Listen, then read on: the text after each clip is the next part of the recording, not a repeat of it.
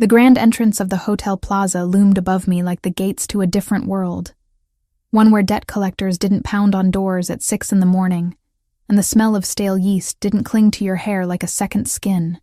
I tightened my grip on the small beaded clutch I had borrowed from a vintage shop in the village, my knuckles turning white against the dark fabric. Tonight, I wasn't Clara Mitchell, the struggling owner of a bakery that was 3 days away from foreclosure. Tonight, I was a commodity, a carefully packaged product signed up for elite dates, trading a few hours of conversation for a check that would keep the ovens on for another month. I smoothed the fabric of my silver gown. Not green, never green, and certainly not the navy blue that every other woman seemed to wear to these functions. It was a sharp, metallic silver that made me feel like I was wearing armor. I needed armor. The email from the bank was burned into my retinas. Notice of default. Immediate action required. My father had died leaving me flour, sugar, and a mountain of hidden loans. I would sell my soul before I let them put a padlock on Mitchell's patisserie. Name? The doorman asked, his voice devoid of interest. Clara, I said, my voice steady despite the trembling in my knees. I'm here for Lorenzo. Someone. The agency hadn't given me a last name, just a pseudonym and a description. The doorman checked a list, nodded once, and pulled open the heavy brass doors. The noise hit me first, a wave of laughter, clinking crystal, and a string quartet playing something aggressive and classical. The air smelled of expensive perfume and old money. I stepped inside, the heel of my shoe sinking slightly into the plush crimson carpet. I scanned the room, my heart hammering a frantic rhythm against my ribs. The instructions were specific. Meet him by the central ice sculpture. He will be wearing a white boutonniere. I navigated through the crowd, feeling like an imposter. These people moved with a languid grace that screamed of generational wealth. I moved like I was late for a shift. I forced myself to slow down, to breathe. I spotted the sculpture, a ridiculous melting swan, and saw him. Lorenzo was undeniably handsome in a way that felt almost aggressive. He had jet black hair slicked back perfectly, skin that looked like it had never seen a day of hard labor, and a jawline that could cut glass. He was leaning against a pillar, checking his reflection in the screen of his phone. As I approached, he looked up. His eyes, dark and restless, swept over me. He didn't look at my face first. He looked at my body, a slow, assessing crawl that made my skin prickle with discomfort. You must be the bakery girl, he said. His voice was smooth, but there was a jagged edge to it, like a cracked veneer. Clara, I corrected, extending a hand. And you must be Lorenzo. He laughed, a short, sharp sound that didn't invite anyone else in. He took my hand, but his grip was clammy, his palm slightly moist. Lorenzo. Right. That's what they're calling me tonight. He didn't let go of my hand immediately. His thumb rubbed against my knuckles in a way that felt too familiar, too fast. You clean up nice for someone who plays with dough all day. The agency photos were conservative. This is better. I pulled my hand back, wiping it discreetly against my dress. Thank you. You have a lovely event here. It's a charity thing. Orphans or whales or something. I don't pay attention to the pamphlet. He winked, leaning in closer than necessary, invading my personal space with a cloud of heavy, musk-based cologne. I'm just here to make an appearance and spend some money. Speaking of which, you want a drink? You look stiff. Relax, sweetheart. I'm paying for your time, might as well enjoy it. A water would be fine, I said, trying to keep the grimace off my face. Water? Boring. I'll get us champagne. Stay here. Don't wander off. I want to parade you around in a bit. Make the old men jealous. He patted my arm, a condescending tap, and turned away, vanishing into the throng of people heading toward the bar. I let out a breath I had been holding for 5 minutes. 2 hours, I told myself. Just survive 2 hours of his arrogant commentary and clammy hands, get the check, and save the bakery. It was a transaction, nothing more. I leaned back against the pillar, closing my eyes for a second to center myself. The music shifted, the quartet stopped, and a full orchestra began to play a waltz. The atmosphere in the room changed, becoming heavier, more charged. May I? The voice came from behind me. It was deep, resonant, a baritone that vibrated through the floorboards and straight up my spine. I turned around, expecting to see Lorenzo back with the drinks. It was him, but it wasn't. The man standing before me had the same face, the same black hair, the same sharp jawline, the same height, but everything else was wrong. Or perhaps everything else was terrifyingly right. Where Lorenzo had slouched with arrogant laziness, this man stood with the stillness of a predator waiting in the tall grass. His tuxedo fit him differently, perfectly tailored across broad shoulders that seemed to strain against the fabric. He wasn't wearing a white boutonniere. He wasn't wearing anything unnecessary. But it was the eyes. Lorenzo's eyes had been restless, darting around the room, full of nervous energy. This man's eyes were dark, endless abysses of brown that locked onto mine with a focus so intense it felt like a physical touch. There was no moisture on his brow, no nervous tick in his jaw. He was absolute calm, absolute authority. I blinked, confused. Had he changed his jacket? Had he sobered up in the span of 3 minutes? "You're back fast," I said, my voice trembling slightly. "And you forgot the champagne." He didn't answer. He didn't smile. He didn't make a joke about whales or orphans. He simply extended a hand toward me. His palm was open, dry, and steady as a rock. "Dance," he commanded. It wasn't a question. It wasn't an invitation. It was an order delivered in a tone that suggested disobedience wasn't even a concept he recognized. I hesitated. My instincts, usually dormant, were suddenly screaming at me.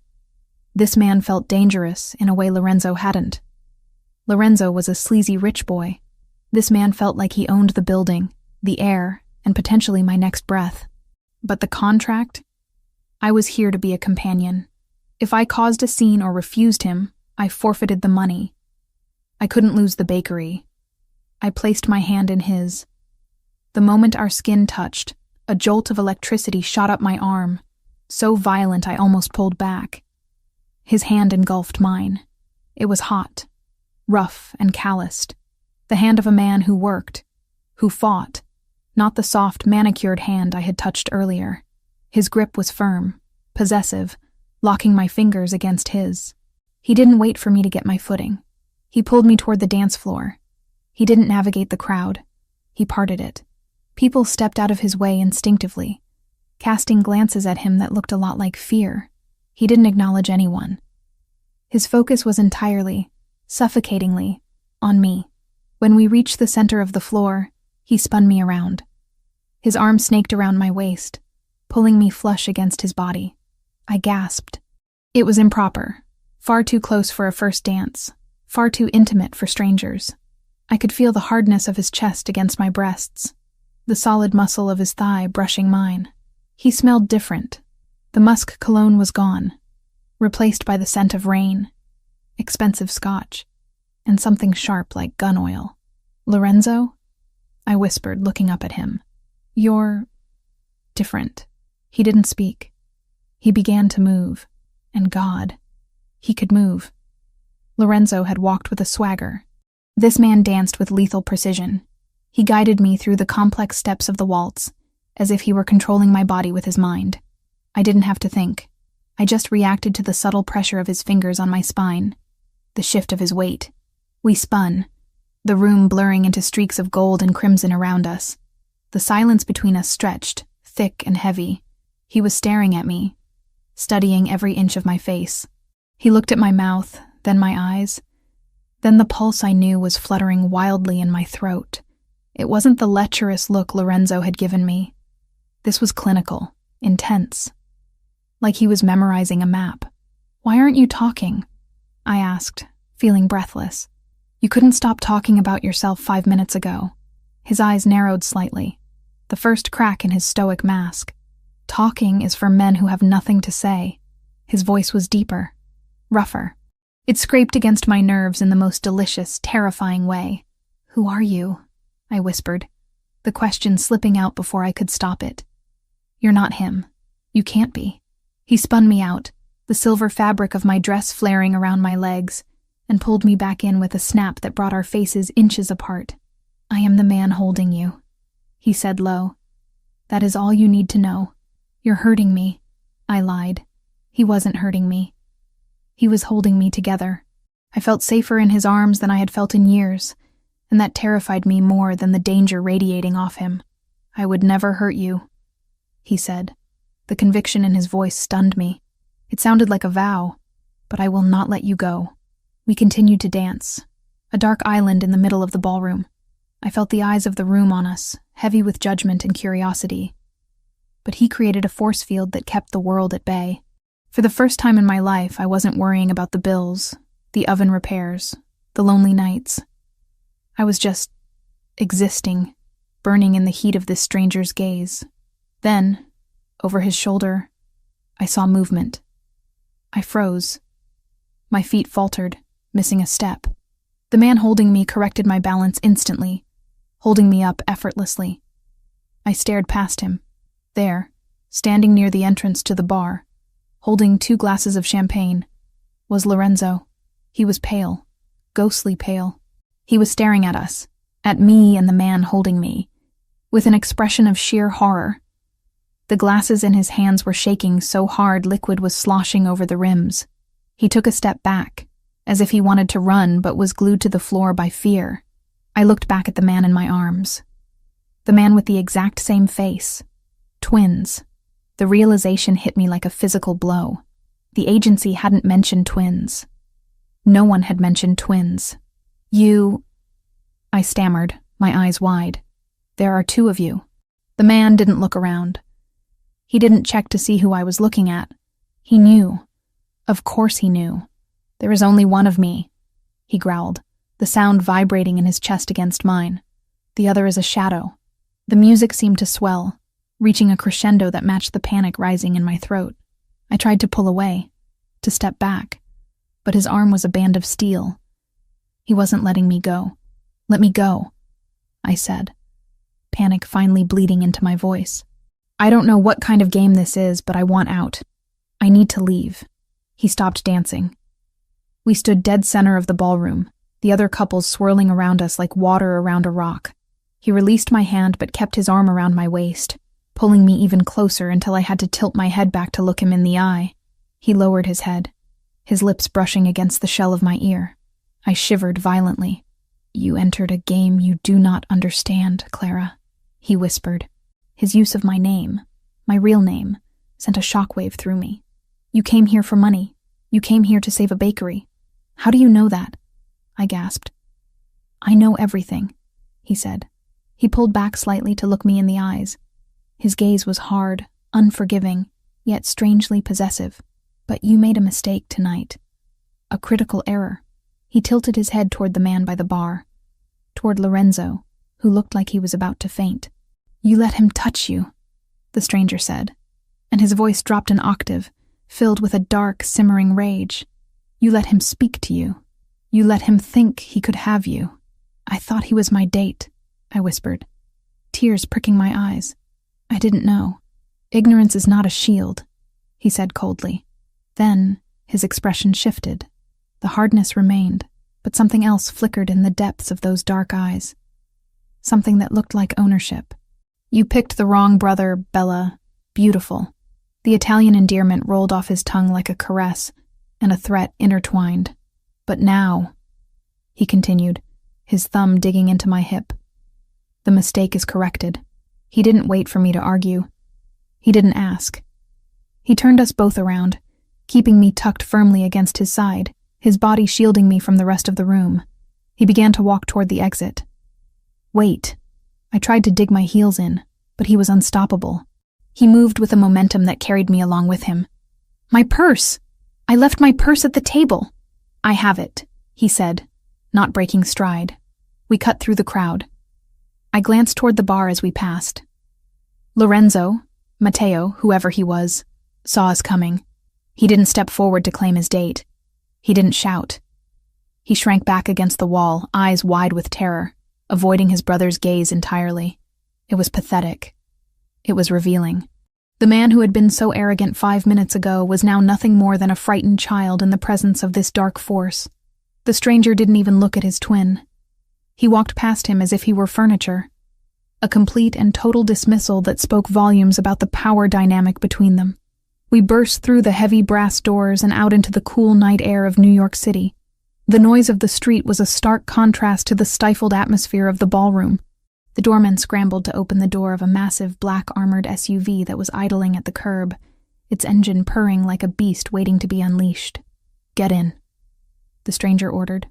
I stood on the sidewalk, the cold wind biting through the thin fabric of my silver dress. My mind was racing. Every survival instinct I had was telling me to run, to scream, to call the police.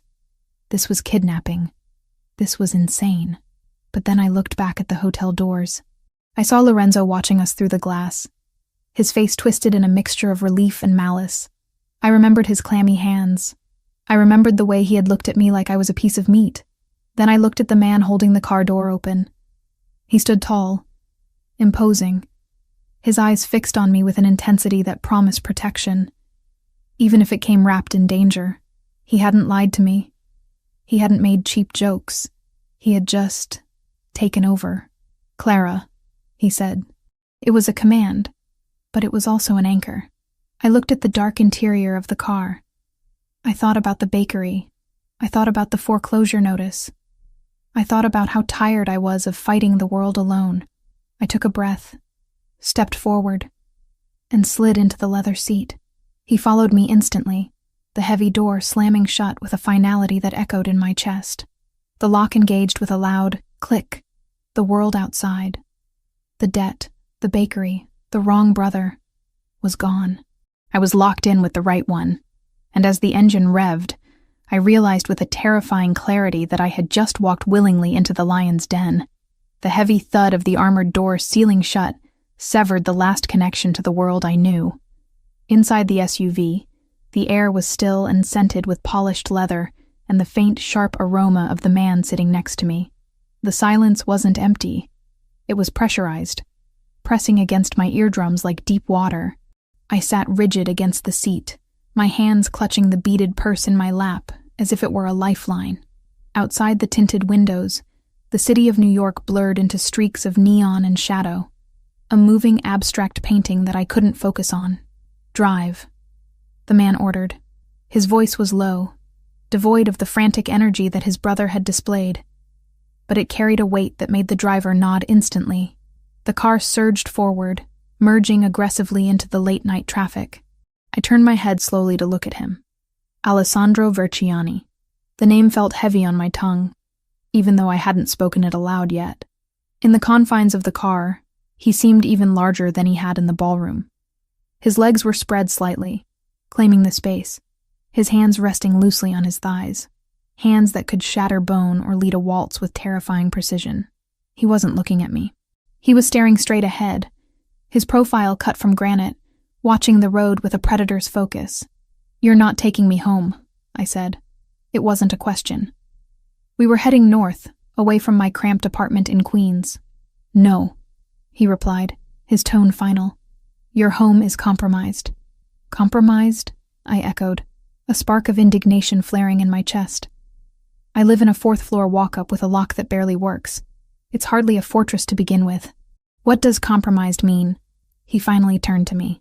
The streetlights passing overhead cast rhythmic shadows across his face, highlighting the sharp angle of his cheekbone and the depths of his dark eyes. There was no pity in his gaze. There was only a cold, clinical assessment of facts. "It means my brother does not lose gracefully," Alessandro said. He reached into the inside pocket of his tuxedo jacket. The movement was smooth, not threatening, but my muscles coiled instinctively. He pulled out a sleek black tablet and tapped the screen once before extending it toward me. "You asked who I was. You asked why I intervened." "Red." I hesitated, looking from his face to the device. "What is this?" "The reason you are sitting here instead of in a hotel suite being laughed at," he said brutally. I took the tablet. My fingers left smudges on the pristine glass. It was open to a messaging app, a private group chat. The timestamp on the messages was from earlier that evening, less than 2 hours ago. My stomach churned as I began to read. User, Maddie V, 8:45 p.m. Target acquired, the redhead from the agency. Elite Dates finally sent something edible. User, Luca Boy, 8:46 p.m. The baker? Didn't think she was your type. Too much flour, not enough silicone. User, Maddie V, 8:48 p.m. She's desperate. I checked her financials. She's drowning in debt. Daddy died and left her a sinking ship. She'll do anything for a payout. I felt the blood drain from my face. The cruelty of it was breathtaking. He had checked my financials. He knew about my father. I forced myself to keep reading, even as bile rose in my throat. User, Luca Boy, 8:50 p.m. 50K says you can't get her to the Plaza Suite before midnight. She looks stiff. Catholic school vibes. User, Maddie V, 8:51 p.m. Watch me. I'll play the charming investor. I'll promise to save her little shop. By 11 Sadir, she'll be on her knees, and I'll have the 50K. Easy money. I stared at the last message. Easy money. I wasn't a person to them. I wasn't a woman struggling to keep a family legacy alive. I was a prop, a bet, a way for rich, bored men to pass the time and exchange money they didn't need. The interaction in the ballroom replayed in my mind. Lorenzo's clammy hands, his invasive questions, the way he had looked at me like he was calculating my depreciation value. He hadn't been nervous because he liked me. He had been nervous because he was on a timer. A sound escaped my throat, a harsh, jagged intake of breath. I didn't cry. I refused to cry. Tears were for people who had the luxury of being soft. And I hadn't been soft since the day the bank sent the first foreclosure notice. Instead of tears, a cold, hard rage settled in my stomach. He bet on me, I said, my voice eerily calm. $50,000. Pocket change to him, Alessandro said. He took the tablet back from my unresisting fingers and slid it away. He didn't want you, Clara. He wanted the victory. He wanted to prove he could break something innocent just because he was bored. And you? I looked at him, searching his face for the same cruelty. What do you want? Did you bet against him? Did I just help you win a different pot? Alessandro's jaw tightened. For a moment, the air in the car grew heavy with ozone, the scent of a coming storm. I do not gamble with people's lives. I end the games my brother starts. Why? I demanded. Why me? Why tonight? You could have let him win. You could have walked away. I could have, he admitted. He shifted, turning his body fully toward me. The leather seat creaked under his weight. But then I saw you. I saw you standing there in that silver dress, looking like you were ready to go to war with the world, but terrified you didn't have the ammunition. You didn't belong in his game. You were misplaced. Misplaced, I scoffed, though the word hit closer to home than I wanted to admit. So you rescued the stray dog. I claimed what was being mishandled. He corrected, his voice dropping an octave. The word claimed sent a shiver down my spine that had nothing to do with the air conditioning. Matteo breaks toys. I keep them. I am not a toy, I snapped. No, he agreed. You are not. Which is why I took you out of there before he could turn you into one. The car began to slow down. I looked out the window, expecting to see a hotel or a mansion, but the neighborhood was familiar. Too familiar. The knot in my stomach tightened until it was painful. We weren't in Manhattan anymore. We were in Brooklyn. We were 3 streets away from the bakery. Why are we here? I asked, leaning forward. You said my home was compromised. The bakery. I'm Matteo as a child, Alessandro said, his voice devoid of emotion, stating facts like a news anchor reporting a tragedy. When a child has his toy taken away, he throws a tantrum. When Matteo loses a bet, he flips the table. What did he do? My voice rose, panic finally cracking through the anger. Alessandro, what did he do? He didn't answer. He didn't have to. The car turned the final corner onto 4th Avenue, and the answer was written in the sky.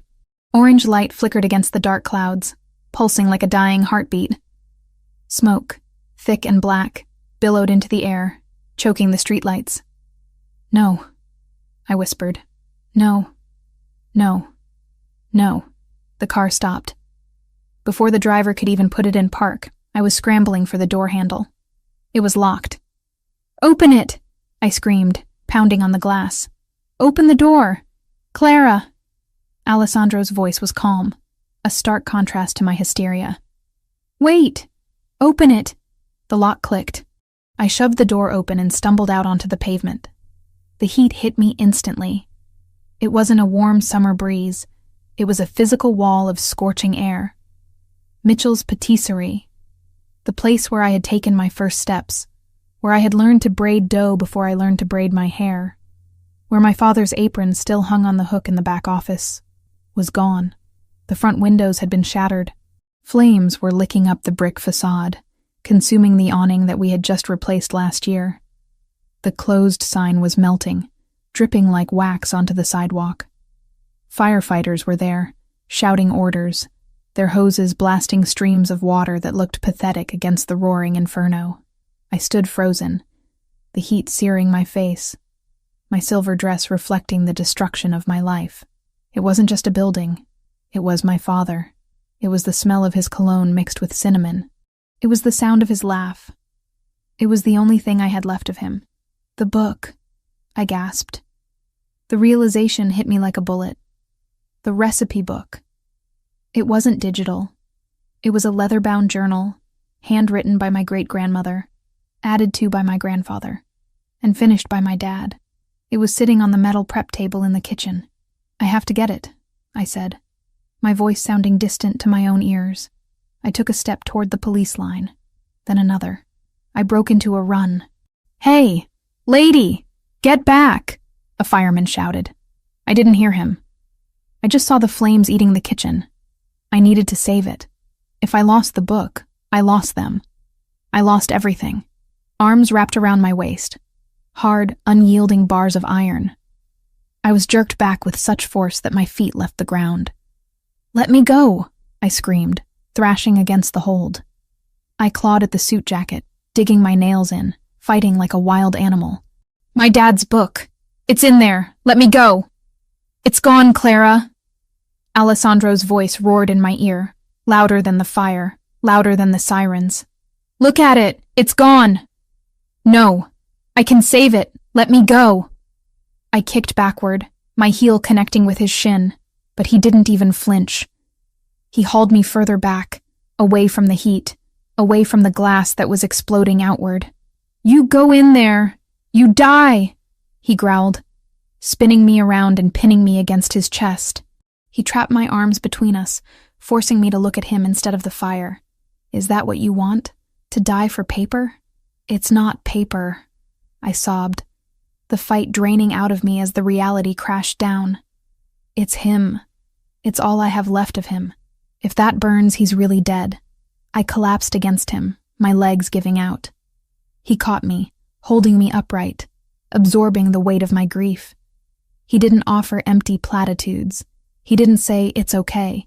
He just held me while I watched my legacy turn to ash. The roof of the bakery collapsed with a sickening crash, sending a plume of sparks into the night sky. The crowd gasped. I buried my face in Alessandro's chest, unable to watch anymore. The smell of smoke was everywhere, soaking into my hair, into my dress. He did this. I whispered into the fabric of his lapel. Matteo. Yes, Alessandro said. His heart was beating steady and slow against my cheek, a terrifying contrast to the chaos around us. He sent his men 10 minutes after we left the hotel. He knew he couldn't have you, so he took away the place you were trying to save. I pulled back to look at him. My face was wet with tears, my makeup ruined, my hair a mess. I must have looked like a wreck. But Alessandro looked at me with that same intense focus he had in the ballroom. He thinks this breaks you, Alessandro said. He reached up, his thumb wiping a smudge of soot from my cheek. He thinks that without this building, you are nothing, just a desperate girl with debt. I am, I whispered. I have nothing now. The insurance won't cover arson if they think I did it for the money, and the debt remains. You have nothing, Alessandro repeated. Which means you have nothing to lose. He framed my face with his hands, forcing me to look at him. The firelight danced in his dark eyes, making them look like pools of molten lava. Come with me, he said. To where? I asked weakly. To be your mistress? To be another bet? To be my retribution, he said fiercely. I will rebuild this, Clara, brick by brick. I will make it better than it was. I will clear your debt. I will handle the insurance. I will handle Matteo. And what do I have to do? I asked. Nothing in this world was free. I knew that better than anyone. What is the price, Alessandro? You live in my house, he said. You cook in my kitchen. You stay where I can see you, where I can ensure my brother doesn't finish what he started. I looked over his shoulder at the smoldering ruins of the bakery. The sign was gone. The windows were black holes. There was nothing there for me anymore. No home, no job, no safety. Matteo Verciani had stripped me bare in a single hour because his ego had been bruised. I looked back at Alessandro. He was dangerous. He was a criminal. He was the brother of the monster who did this. But he was also the only person standing between me and the abyss. He had offered me a hand when I was drowning. I wiped my face with the back of my hand, smearing the soot, but clearing my vision. The sadness in my chest began to harden into something else. Something cold and sharp. Survival. You promise? I asked, my voice steadying. You promise you'll help me rebuild? I swear on my name, Alessandro vowed. On my blood. I will give you back your legacy. Then take me away from here, I said. I don't want to smell the smoke anymore. Alessandro nodded once. He didn't smile. This wasn't a victory. It was a salvage operation. He shifted his arm to my shoulders, turning me away from the fire, shielding me from the cameras that were starting to flash as the press arrived. Eyes down, he murmured. Don't let them see you cry. You are with me now. We do not cry for the enemy to see. I straightened my spine. I took a deep breath of the tainted air and let it out. I walked beside him back to the car. The driver held the door open. This time I didn't hesitate. I slid inside, the leather seat cool against my feverish skin. Alessandro got in beside me. The door closed, shutting out the sirens, the fire, and the ruin of my past life. To the mansion, Alessandro ordered. As the car pulled away, I didn't look back. I couldn't. I looked at my hands, stained with soot, resting on the expensive silver fabric of my dress. I had lost the bakery. I had lost the book. But as I glanced at the man sitting silently beside me, his knuckles white as he gripped his knee, I realized I had gained something far more volatile.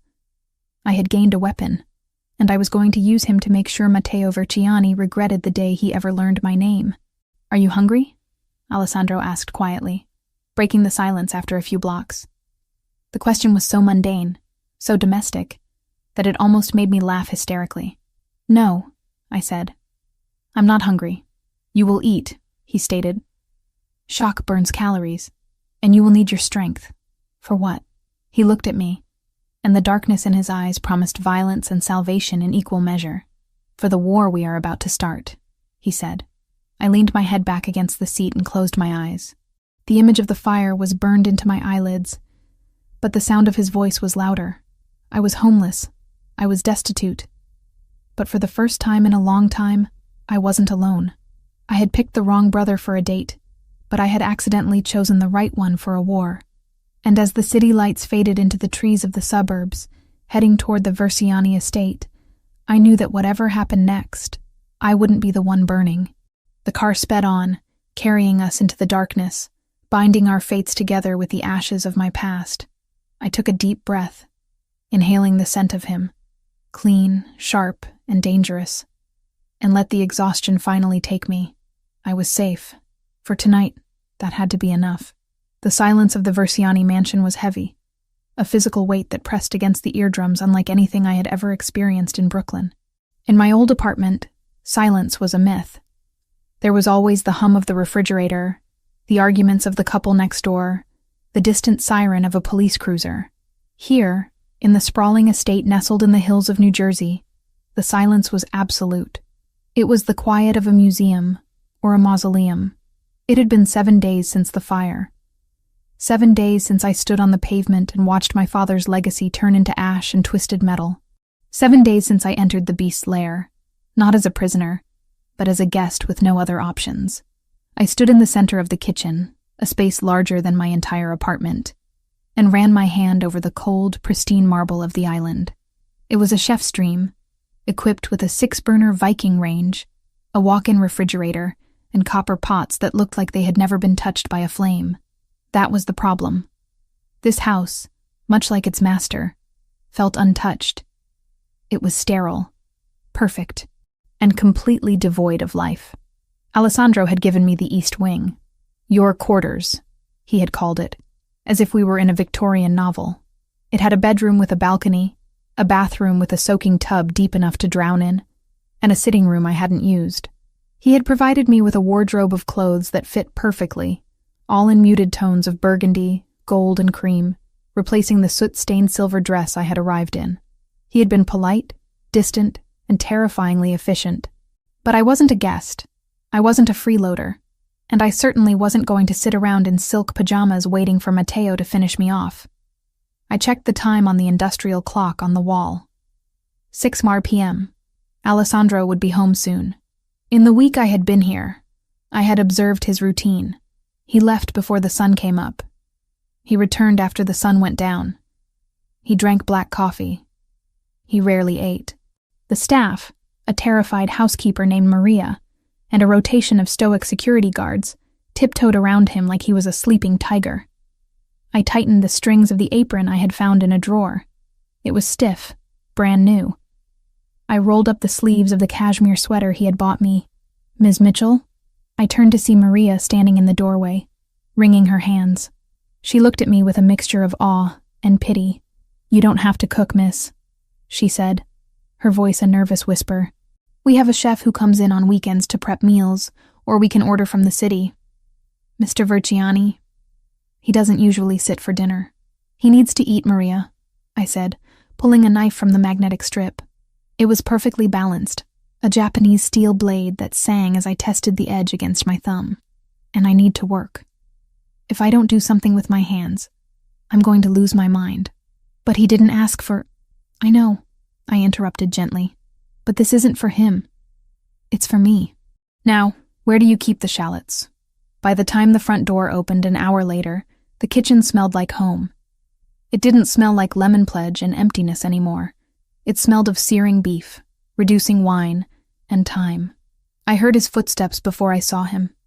They were heavy, rhythmic, the sound of expensive leather on hardwood. He stopped in the doorway.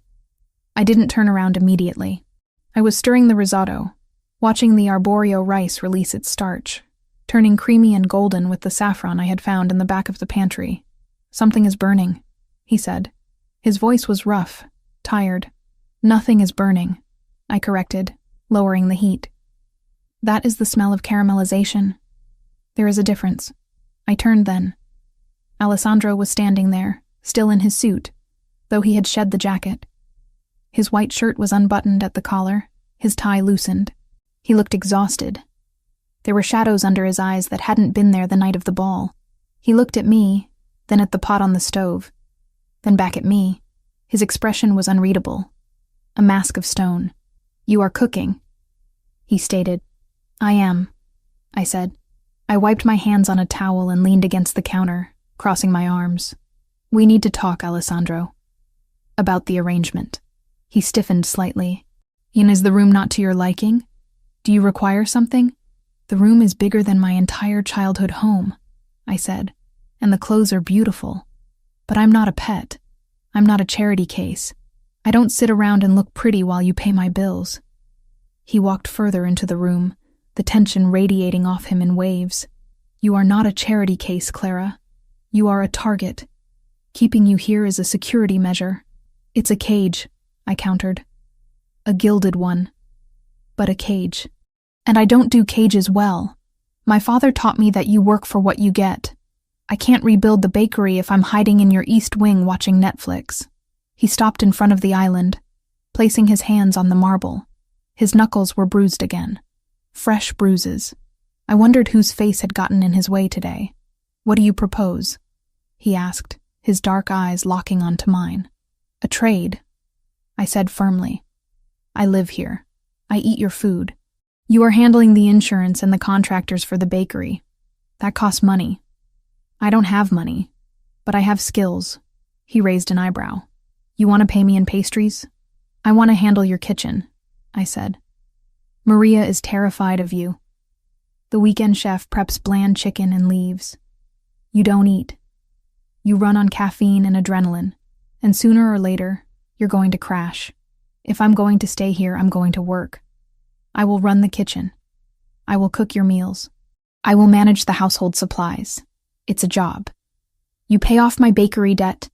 I keep you fed and alive. We call it even. Alessandro stared at me for a long moment. The silence stretched, filled only by the bubbling of the risotto. I held his gaze, refusing to blink.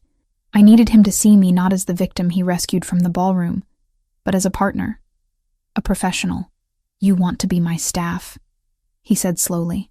I want to be useful, I corrected, and I want to pay my way. He let out a short breath, almost a sigh. Matteo breaks things, he murmured, more to himself than to me. You try to fix things. Is that a yes? He looked at the stove. What is that smell? Risotto alla Milanese and ossobuco, braised for 3 hours. He looked back at me, and for a second, the mask slipped. I saw hunger there. Not just physical hunger, but a deep, starving need for something warm. Fine, he said. It is a deal, but you do not serve me. We eat together. I do not like eating alone. Deal, I said. That night, for the first time in a week, Alessandro ate a full meal. We sat at the small table in the kitchen, not the long, formal dining table that could seat 20. We ate in relative silence, but it wasn't the oppressive silence of the mansion. It was the companionable silence of two people who were tired of fighting the world. I watched him eat, noting the way his shoulders relaxed after the first few bites, the way the tension lines around his mouth smoothed out. It is good, he said simply, after clearing his plate. It's better than good, I replied, taking a sip of wine. It's my recipe. He looked at me, his eyes dark and intense. You are stubborn, Clara Mitchell. I know, I smiled. It's how I survive. Yes, he said softly. I believe it is. The days fell into a routine, a strange domestic routine set against the backdrop of a Mafia war. Alessandro would leave early, usually before I was up, but I would leave a travel mug of coffee and a warm pastry on the counter for him. When I came down, the mug was always gone. I spent my days on the phone with insurance adjusters and contractors, calls that Alessandro had set up. He kept his word. The debris of Mitchell's patisserie was cleared within 3 days. The foundation work was scheduled. He wasn't just throwing money at the problem. He was using his influence to cut through the red tape that would have stalled me for months. But the threat of Matteo hung over us like a storm cloud. Security was tight. Men with earpieces patrolled the perimeter. I wasn't allowed to leave the grounds without an escort, which meant I spent my energy revolutionizing the Versiani kitchen. It was on a Tuesday morning that the boundaries shifted. I was in the foyer, checking a delivery of fresh produce, when Alessandro came down the grand staircase. He was surrounded by 3 men, his lieutenants, I assumed. They were talking in rapid-fire Italian, their voices low and urgent. Alessandro looked lethal. He was wearing a charcoal 3-piece suit, his coat draped over his arm. He looked like a weapon sheathed in silk. He stopped when he saw me. The lieutenant stopped too, looking from him to me with guarded expressions. Clara, he acknowledged, a curt nod. Alessandro, I replied. There are fresh scones in the kitchen if you have time. No time, he said, checking his watch. I have a meeting with the commission. The situation with the docks is escalating. He meant Matteo. I knew enough now to read between the lines. Matteo was squeezing the supply lines, trying to hurt Alessandro's business to leverage a negotiation for his return to the family fold. Alessandro stepped forward, reaching for the door handle, but I stepped into his path. The guards tensed, hands twitching toward their jackets. Alessandro held up a hand to stop them. What is it? He asked, looking down at me. Your tie, I said. He frowned, looking down. The silk tie was crooked, the knot hasty and slightly off-center. It was a small imperfection, but on a man like him, who commanded absolute respect, it was a chink in the armor. It showed he was distracted. It showed he was stressed. It's fine, he said dismissively. It's not, I said. You're going to meet the commission. You have to look like you're in control of everything, including your wardrobe. I reached out. He froze. I saw his throat bob as he swallowed. My hands hovered for a second, giving him a chance to push me away, to tell me to know my place. He didn't move. I stepped closer, invading his personal space. I could smell him. The sharp scent of his soap, the bitterness of espresso, and the underlying warmth of his skin. I reached up and undid the knot. His breathing hitched, a small, barely audible sound. I smoothed the silk, my knuckles brushing against the sensitive skin of his neck. His pulse was hammering against my fingers, fast and hard. "You're nervous?" I whispered, keeping my eyes on the knot as I retied it. "I do not get nervous," he rumbled, his voice vibrating through my fingertips. "You're worried about him," I corrected, sliding the knot up until it sat perfectly against his collar. "You're worried he's going to do something stupid and force your hand." He didn't deny it. He caught my wrists before I could pull away. His grip was firm, his thumbs pressing into the soft skin of my inner arms. We were standing so close that the buttons of his vest brushed against my chest. The foyer, the guards, the delivery boxes, everything faded away. "You see too much," he murmured, his gaze dropping to my lips. "I see the man, not the boss," I whispered back. For a heartbeat, I thought he was going to kiss me. The air between us crackled with electricity, thick and heavy. His head lowered an inch, his eyes darkening with intent. My breath hitched. I wanted him to. God help me, I wanted the monster to kiss me. Then, the walkie-talkie on one of the guards crackled. "Cars are ready, boss." The spell broke. Alessandro released my wrists, stepping back. The mask slammed back into place, but his eyes were still burning. "Stay inside today," he ordered, his voice rougher than usual. "Do not go into the gardens. Be safe," I said. He looked at me one last time, touched the knot of his tie, and turned on his heel. "Let's go." I watched him leave, my heart pounding a frantic rhythm against my ribs. I touched my own wrists where his hands had been. I was in trouble. I was falling for the man who was paying my debts, the man whose brother had burned down my life. And the terrifying part was that he was falling too. But reality has a way of crashing the party. 2 hours later, I was in the library, trying to source a specific type of vintage tile for the bakery floor, when my cell phone rang. It was an unknown number. I hesitated, then answered. "Clara Mitchell?" "Speaking. This is Mr. Henderson from First National Bank. I'm calling regarding the personal loan attached to the bakery property, the one co-signed by your father." My stomach dropped. "Yes? I thought everything was being handled. Mr. Versiani's lawyer said the insurance would cover the rebuild." "The insurance covers the structure, Ms. Mitchell," the banker said, his voice clipped and cold. "It does not cover the outstanding personal debt your father took out against the land 3 years ago. There is a clause in the contract. In the event of catastrophic destruction of collateral, the bank has the right to call in the full amount of the loan immediately to mitigate risk." "Call in?"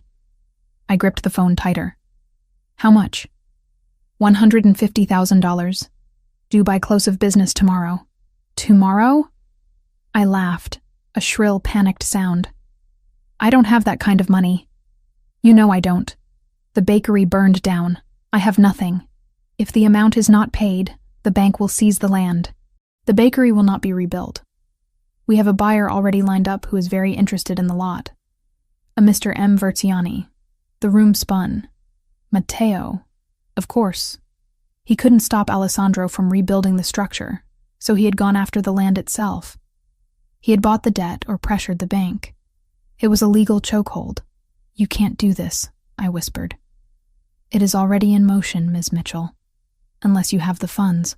The line went dead. I sat there, the phone slipping from my hand onto the plush carpet. I was going to lose it. After everything. After the fire. After the humiliation at the ball. After surviving the first week in this house. Matteo was going to win. He was going to take the land, pave over my father's memory, and build a parking lot or a condo just to spite his brother. I couldn't ask Alessandro. I couldn't. He had already done so much. He was rebuilding the building. Asking him for another $150,000 felt like selling the last scrap of my soul. It crossed the line from partnership to paid mistress. I paced the library. I felt trapped. The walls of the mansion, which had started to feel safe, suddenly felt like the cage I had accused them of being. I needed to fix this. But how? I had no assets. No credit. I spent the rest of the afternoon in a daze of panic. I tried calling other banks for a loan. Denied. I tried calling the insurance company. They couldn't release funds yet. I was checkmated. When 7 p.m. rolled around, I hadn't started dinner. I was sitting at the kitchen island, my head in my hands, staring at the foreclosure notice the bank had emailed me. The back door opened. Alessandro walked in. He looked worse than he had in the morning. His jacket was gone, his sleeves rolled up, revealing a bandage on his forearm that was seeping fresh blood. "Clara?" I jumped, shoving the papers under a placemat. "You're back. I'm sorry. I didn't start dinner. I lost track of time." He didn't care about dinner. He crossed the room in 3 strides, grabbing my chin and tilting my head up. "What happened?" he demanded. "You've been crying." "No, I haven't." "Do not lie to me." His thumb brushed my cheekbone. "Who touched you?" "No one touched me," I said, pushing his hand away. "It's nothing. Just stress. The tiles. They don't make the tiles anymore." It was a stupid lie. He knew it. He reached out and flipped over the placemat I had tried to hide. He pulled out the email printout. I tried to snatch it back. "Don't. It's my problem. I'll handle it." He held it out of reach, reading the document with terrifying speed. His eyes narrowed. His jaw clenched until a muscle feathered in his cheek. "Henderson?" He spat the name like a curse. "First National. Matteo is behind it," I said, my voice defeatingly small. "The banker said a Mr. M. Versiani is the interested buyer for the land. He found a loophole, Alessandro. He's going to take the land tomorrow." Alessandro crumpled the paper in his fist. "He takes nothing. It's $150,000, I said. "I can't ask you for that. You're already doing the construction. It's too much. I can't pay you back with cooking. It would take a lifetime." He looked at me, and the anger in his eyes shifted. It wasn't directed at me anymore. It was a cold, calculating resolve. "You think this is about money?" he asked quietly. "Of course it's about money. It's a bank." "No," he said. "It is about territory. And it is about you." He pulled his phone from his pocket and dialed a number. He put it on speaker. "Yes, boss?" a voice answered. "Transfer the funds to First National Bank, the Mitchell account. Full payoff, plus the penalty fees." "Alessandro, don't!" I gasped. "Do it now," Alessandro ordered the phone. "And send Henderson a message. Tell him if he ever calls Ms. Mitchell again, I will buy his bank and fire him on Christmas Eve." "Done," the voice said. Alessandro hung up and tossed the phone onto the counter. He looked at me. "The debt is gone. The land is yours. Forever." I stood there, trembling. "Why? Why did you do that? I told you I didn't want charity." "It is not charity." He slammed his hand on the marble counter, the sound echoing like a gunshot. I flinched. He softened instantly, stepping around the island to stand in front of me. "Clara, look at me." I looked up. "You adjusted my tie this morning," he said, his voice rough. "You cook my food. You make this house livable.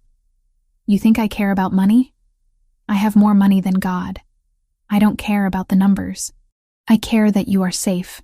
I care that you stay. I stay. If you lose the land, you run," he said. "I know you. You are proud. If the bakery is gone, you will pack your bags and disappear to start over somewhere else where you don't feel like a failure. And He hesitated, struggling with the words. "I do not want you to disappear." My heart stopped, then restarted at double speed. "You paid $150,000 so I wouldn't leave?" "I paid it to secure my assets," he said, retreating behind his wall of logic. But his eyes betrayed him. "You are essential to the operation of this household." I looked at him. This powerful, broken, dangerous man who threw money at problems because he didn't know how to use words. He had saved my father's legacy not because of the bread, but because he wanted to keep me. I shouldn't have been happy. I should have been offended. But I wasn't. I was grateful. And more than that, I was moved. "I'm not going anywhere," I whispered. He let out a breath, his shoulders sagging. "Good. Now. Is there food? Or do I have to eat the raw ingredients?" I laughed, a wet, teary sound. "Sit down. I'll make something fast." "No," he said. "I will wait. Make the thing you were planning. What is it called? The eggplant thing. Melanzana alla parmigiana?" I asked, surprised. "That takes time. It's comfort food. I have time," he said, pulling a stool up to the island. He watched me as I moved to the fridge. "And I think I need comfort." I pulled out the eggplants, the mozzarella, the basil. I started to slice, the rhythm of the knife soothing my frayed nerves. Alessandro sat there watching me, his presence a heavy, protective weight. "It was my mother's favorite," he said suddenly, his voice low. I paused, knife hovering. "The melanzane?" "Yes. She used to make it on Sundays." Before she died, he hadn't spoken about his parents before. Matteo, he hated it. He wanted steak. But I loved it. I looked at him, realizing the gift he was giving me. He was opening a door. He was letting me in. "Then I'll make it perfect," I promised. I cooked. He watched. We drank wine. The panic of the afternoon faded, replaced by the scent of frying eggplant and simmering tomato sauce. When I finally pulled the bubbling dish from the oven, the cheese golden and crisp, the look on his face was worth every cent of the debt he had paid. We ate straight from the casserole dish, burning our mouths, sitting side by side on the stools. "Thank you," I said quietly, after we had finished. "For the bank. For the land." He reached out and covered my hand with his. His thumb traced the line of my knuckles. "You picked the wrong brother at the ball, Clara. But you are the only one who knows how to feed the right one." I turned my hand over, interlacing our fingers. "I think I picked the right one." He froze. Then, he brought my hand to his lips, kissing the center of my palm. It was an intimate reverence gesture that made my toes curl. "Be careful, tesoro. My treasure," he whispered against my skin. "If you say things like that, I might never let you leave. Maybe I don't want to." I breathed. He looked at me with a hunger that had nothing to do with food. But before he could act on it, before the magnetic pull between us could snap, his phone rang. He ignored it. It rang again, and again. He growled, releasing my hand to snatch the phone. He looked at the screen, and his face went cold. The warmth of the dinner evaporated instantly. "What?" He barked into the phone. He listened for a moment, his eyes locking onto mine. They were no longer the eyes of the man who missed his mother's cooking. They were the eyes of the Mafia boss. "I'm on my way," he said. He hung up and stood, buttoning his shirt, reaching for his jacket. "What happened?" I asked, standing up too. "Matteo," he said. "He knows I paid the debt. He knows he lost the land. And he just put a hit out on the contractors," Alessandro said, checking the gun holstered at his side. "He's trying to stop the construction by force." He walked to the door, then stopped and looked back at me. "Lock the doors, Clara. Set the alarm. Do not open it for anyone but me. Alessandro, I will be back," he vowed. "I always come back." He disappeared into the night, leaving me alone in the silent kitchen with the empty casserole dish and the lingering taste of wine on my lips. I locked the door. I set the alarm. And then I went to the window, watching the taillights of his car fade into the darkness, praying that the war I had started wouldn't consume the only man who had ever truly fought for me. The fallout from the bank incident was immediate, but not in the way I expected. I thought the war would be fought with guns and fire, like the night the bakery burned. Instead, Matteo Verciani chose a weapon that was slower, stickier, and in some ways more suffocating. Silence followed by noise. For 2 days, the mansion was quiet. Too quiet. Alessandro was on edge, his phone vibrating constantly with messages he read with a dark scowl. Security was doubled at the gates. I spent my time in the kitchen, aggressively kneading dough for focaccia, trying to exorcise the anxiety that had taken up permanent residence in my chest. Alessandro had saved the land, yes. He had paid the debt, but the tension in his shoulders told me the price for that victory was still being calculated. On the morning of the third day, the noise arrived. It didn't come from an explosion, but from a tabloid on the kitchen island. I walked in to find Alessandro staring at the paper, his hands gripping the marble counter so hard his knuckles were white. He didn't look up when I entered. "What is it?" I asked, setting down my basket of herbs from the garden. He slid the paper toward me. The headline was bold, lurid, and printed in a font designed to scream from a newsstand. The Mafia Prince and the Kidnapped Baker. Scandal rocks Versiani Empire. Below it was a grainy photo. It was from the night of the fire. It showed Alessandro holding me back from the flames, his arms wrapped around me, my face buried in his chest. But the caption didn't tell the story of a rescue. It read, "Alessandro Versiani seen restraining Clara Mitchell, daughter of local business owner, as her property burns. Sources say the blaze was set to force Mitchell into compliance. Is the baker of Brooklyn a guest or a prisoner?" I felt the blood drain from my face. "They think you burned it," I whispered. "They think you kidnapped me." "Matteo," Alessandro said. The name was a curse. He leaked the photo. He spun the narrative. He knows he can't touch me physically right now without starting a civil war within the commission, so he attacks the one thing the families value as much as money: stability. "He's trying to make you look like a monster," I said, reading the article. It described me as a helpless victim, and Alessandro as a volatile tyrant who was stealing women off the street. "He is trying to isolate me," Alessandro corrected. He turned away from the counter, pacing the length of the kitchen. "The winter gala is tonight. The heads of the 5 families will be there. The Russians. The Irish. If they believe I am erratic, if they believe I am burning down civilian businesses and kidnapping women for sport, they will back Matteo. They will see him as the stable option. He wants to force a vote of no confidence." I looked at the photo again. I looked at the man pacing the room. The man who had paid $150,000 just so I wouldn't leave. The man who ate my eggplant parmesan like it was a religious experience. "Then we prove them wrong," I said. Alessandro stopped pacing. He looked at me, his dark eyes narrowing. "Clara, this is not a dinner party. This is a Shark Tank. If you walk into that room with me—" "If I don't," I interrupted, walking around the island to stand in front of him, "then you look guilty. You look like you're hiding me. But if I walk in there, standing next to you, not behind you, then Matteo looks like a liar." He studied me for a long moment, the silence stretching between us. He wasn't looking at me like a boss looking at an employee, or a savior looking at a victim. He was looking at me like a partner. "It will be dangerous," he warned. "They will judge you. They will whisper. Matteo will be there, and he will not be sober. Let him come," I said, lifting my chin. "I've faced foreclosure, fire, and your brother's cheap pickup lines. I think I can handle a few whispers." A slow heat kindled in his eyes. He reached out, his hand cupping my cheek, his thumb brushing over my skin with a reverence that made my breath hitch. "Then get dressed," he said, his voice dropping to that rough velvet timbre that turned my knees to water. "We are going shopping." The boutique Alessandro took me to wasn't a store. It was a fortress of silk and chiffon located in a brownstone on the Upper East Side that didn't have a sign. The windows were frosted.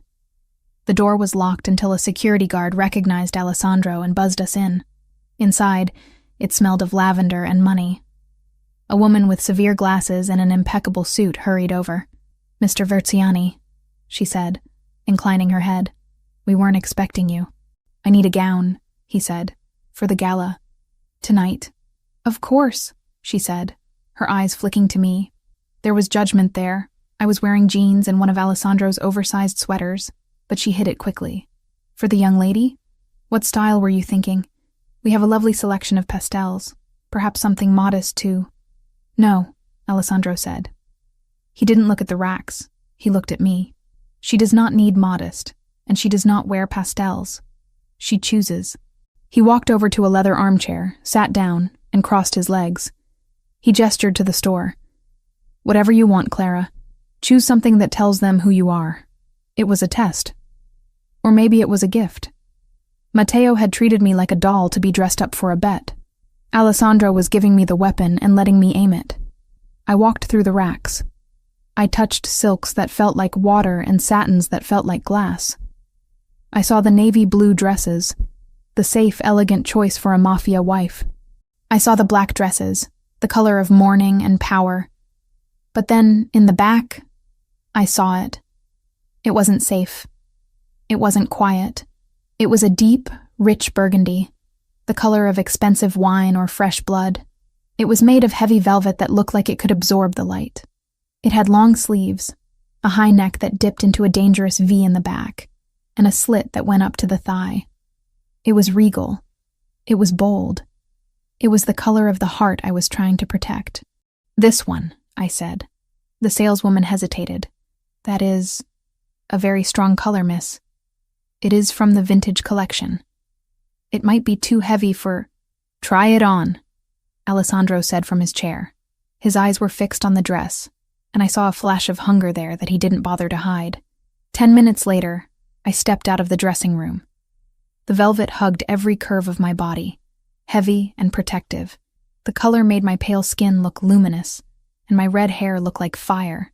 I had pinned my hair up loosely, letting a few strands fall to frame my face. I wasn't wearing the silver jewelry I had worn to the plaza. I was wearing nothing but the dress and the gold heels the assistant had found. I walked to the pedestal and turned to the mirror. For the first time in weeks, I didn't see the tired girl who cried over bills. I saw a woman who had survived a fire. I looked at Alessandro in the reflection. He had stood up. He was staring at me with an intensity that made the air in the room feel thin. He walked toward me slowly, like he was approaching a wild animal he intended to capture. He stopped right behind me, his dark eyes locking with mine in the glass. Burgundy, he murmured, his voice rough. The color of kings. Do you like it? I asked, my voice barely a whisper. He placed his hands on my shoulders, his thumbs rubbing against the velvet. The heat of his palm seeped through the heavy fabric, branding me. I think, he said, leaning down so his breath ghosted against my ear, that if you walk into the gala wearing this, no one will be looking at Matteo. He reached into his pocket and pulled out a velvet box. He opened it to reveal a necklace, a simple heavy gold chain with a single blood-red ruby teardrop. Alessandro, I breathed. I can't. That looks— It was my grandmother's, he said, fastening it around my neck. The cold metal settled against my skin, the ruby resting in the hollow of my throat. She wore it when she took over the business after my grandfather died. It is a symbol, Clara. It means you are under my protection. He turned me around to face him. His gaze swept over my face, the dress, the necklace. You look like a queen, he said. Now let's go show them who rules this city. The winter gala was held at the Metropolitan Opera House.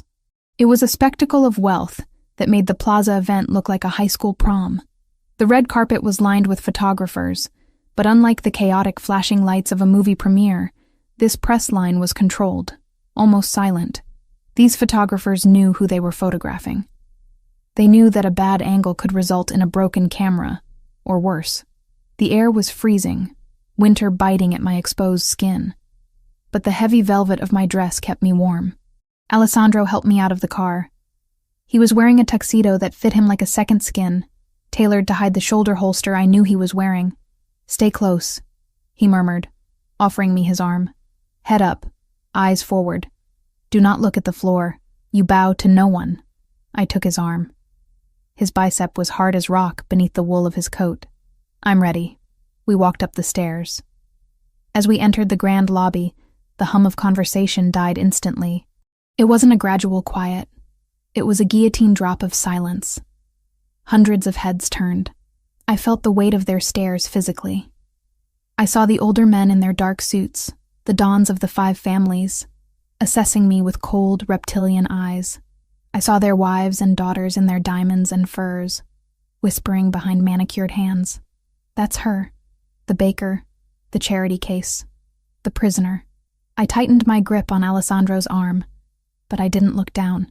I looked straight ahead, channeling the heat of the fire that had taken my home. I let the burgundy velvet flow around me like armor. Alessandro didn't speed up. He didn't slow down. He walked me through the center of the lobby with an air of absolute, terrifying ownership. He nodded to a few men. Don Rinaldi, the head of the Neapolitan faction. Mr. Petrov, the Russian liaison. But he didn't stop to chat. He was parading me. He was showing them exactly what the tabloid had lied about. I wasn't being dragged. I was walking beside him. "Verciani!" a voice boomed. We stopped. A large man with gray hair and a scar running down his chin stepped into our path. It was Don Ricci. Old school. Dangerous. "Ricci," Alessandro acknowledged, his voice cool. "Bold choice," Ricci said, his eyes flicking to me. "Bringing the civilian. After the unpleasantness in Brooklyn. The papers say she is a flight risk." "The papers are owned by people who sell lies for quarters," Alessandro said smoothly. "Clara is not a flight risk. She is my guest of honor," Ricci hummed, stepping closer to me. He smelled of cigars. "Is that so? Tell me, Signorina, did he pull you from the fire, or did he light the match? It was a trap." If I looked scared, Alessandro looked guilty. If I looked angry, I looked unstable. I met Ricci's gaze. "Mr. Verciani pulled me from the fire. Don Ricci," I said, my voice steady and clear, carrying in the silent lobby. But I suspect the match was lit by someone who is afraid of competition. Ricci's eyebrows shot up. A ripple of murmurs went through the crowd. I had just implied Matteo was weak without saying his name. Alessandro's hand tightened on my arm, not in warning, but in approval. "Smart girl," Ricci chuckled darkly. "Let's hope she's fireproof." He stepped aside. We moved toward the ballroom. "You did good," Alessandro whispered. "I'm terrified," I whispered back, my legs trembling under the velvet. "You hide it well. That is all that matters." We entered the ballroom. It was a sea of black ties and designer gowns. And there, holding court near the champagne tower, was Matteo. He looked terrible. His tuxedo was wrinkled, his tie loose. His face was flushed, his eyes glassy. He was holding a glass of whiskey that looked like his fifth of the night. When he saw us, his expression twisted into a snarl that distorted his handsome features into something ugly. He pushed off the table, swaying slightly. The crowd parted around him, sensing the violence radiating off him like heat. "Well, well," Matteo shouted, his voice slurring. The orchestra stopped playing. The room fell silent again. Look who decided to show up. The prince and his project. Alessandro stopped. He released my arm and took a half step in front of me, shielding me partially. "Go home, Matteo. You are drunk." "I'm celebrating." Matteo laughed, a harsh, jagged sound.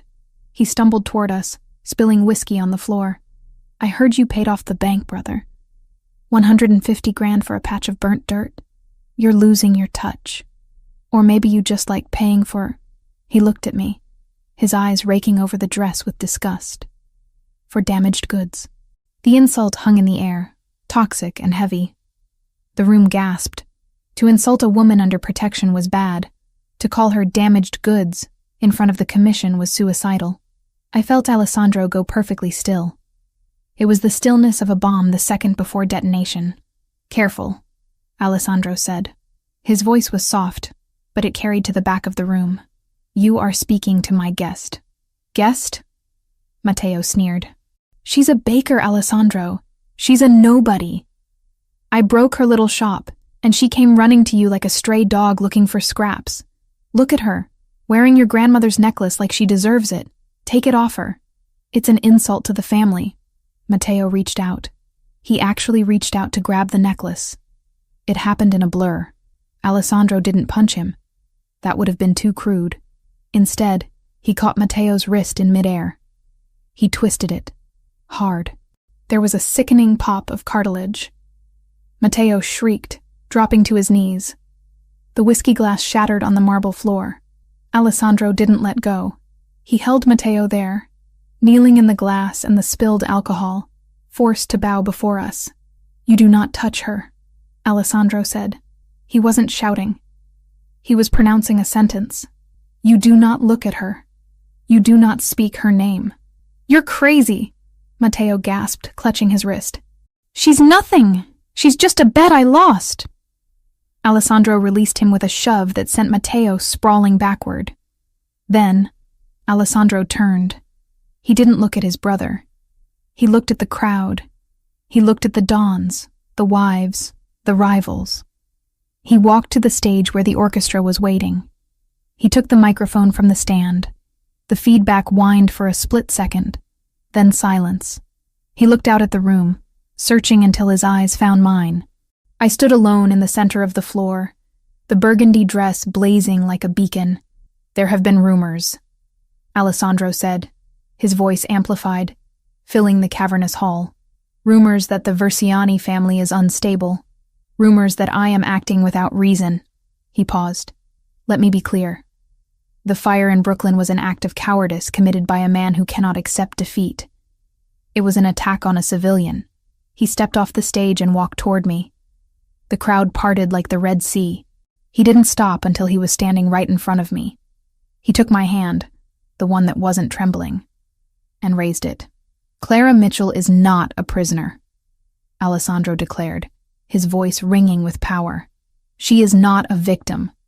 She is under the personal protection of the Versiani head of family. This means that her debt is my debt. Her enemies are my enemies. And her safety?" He looked at Matteo, who was being helped up by 2 embarrassed security guards. "Is my only priority." Alessandro looked back at me. "Anyone who disrespects her, disrespects me. Anyone who touches her, declares war on me. And I have never lost a war."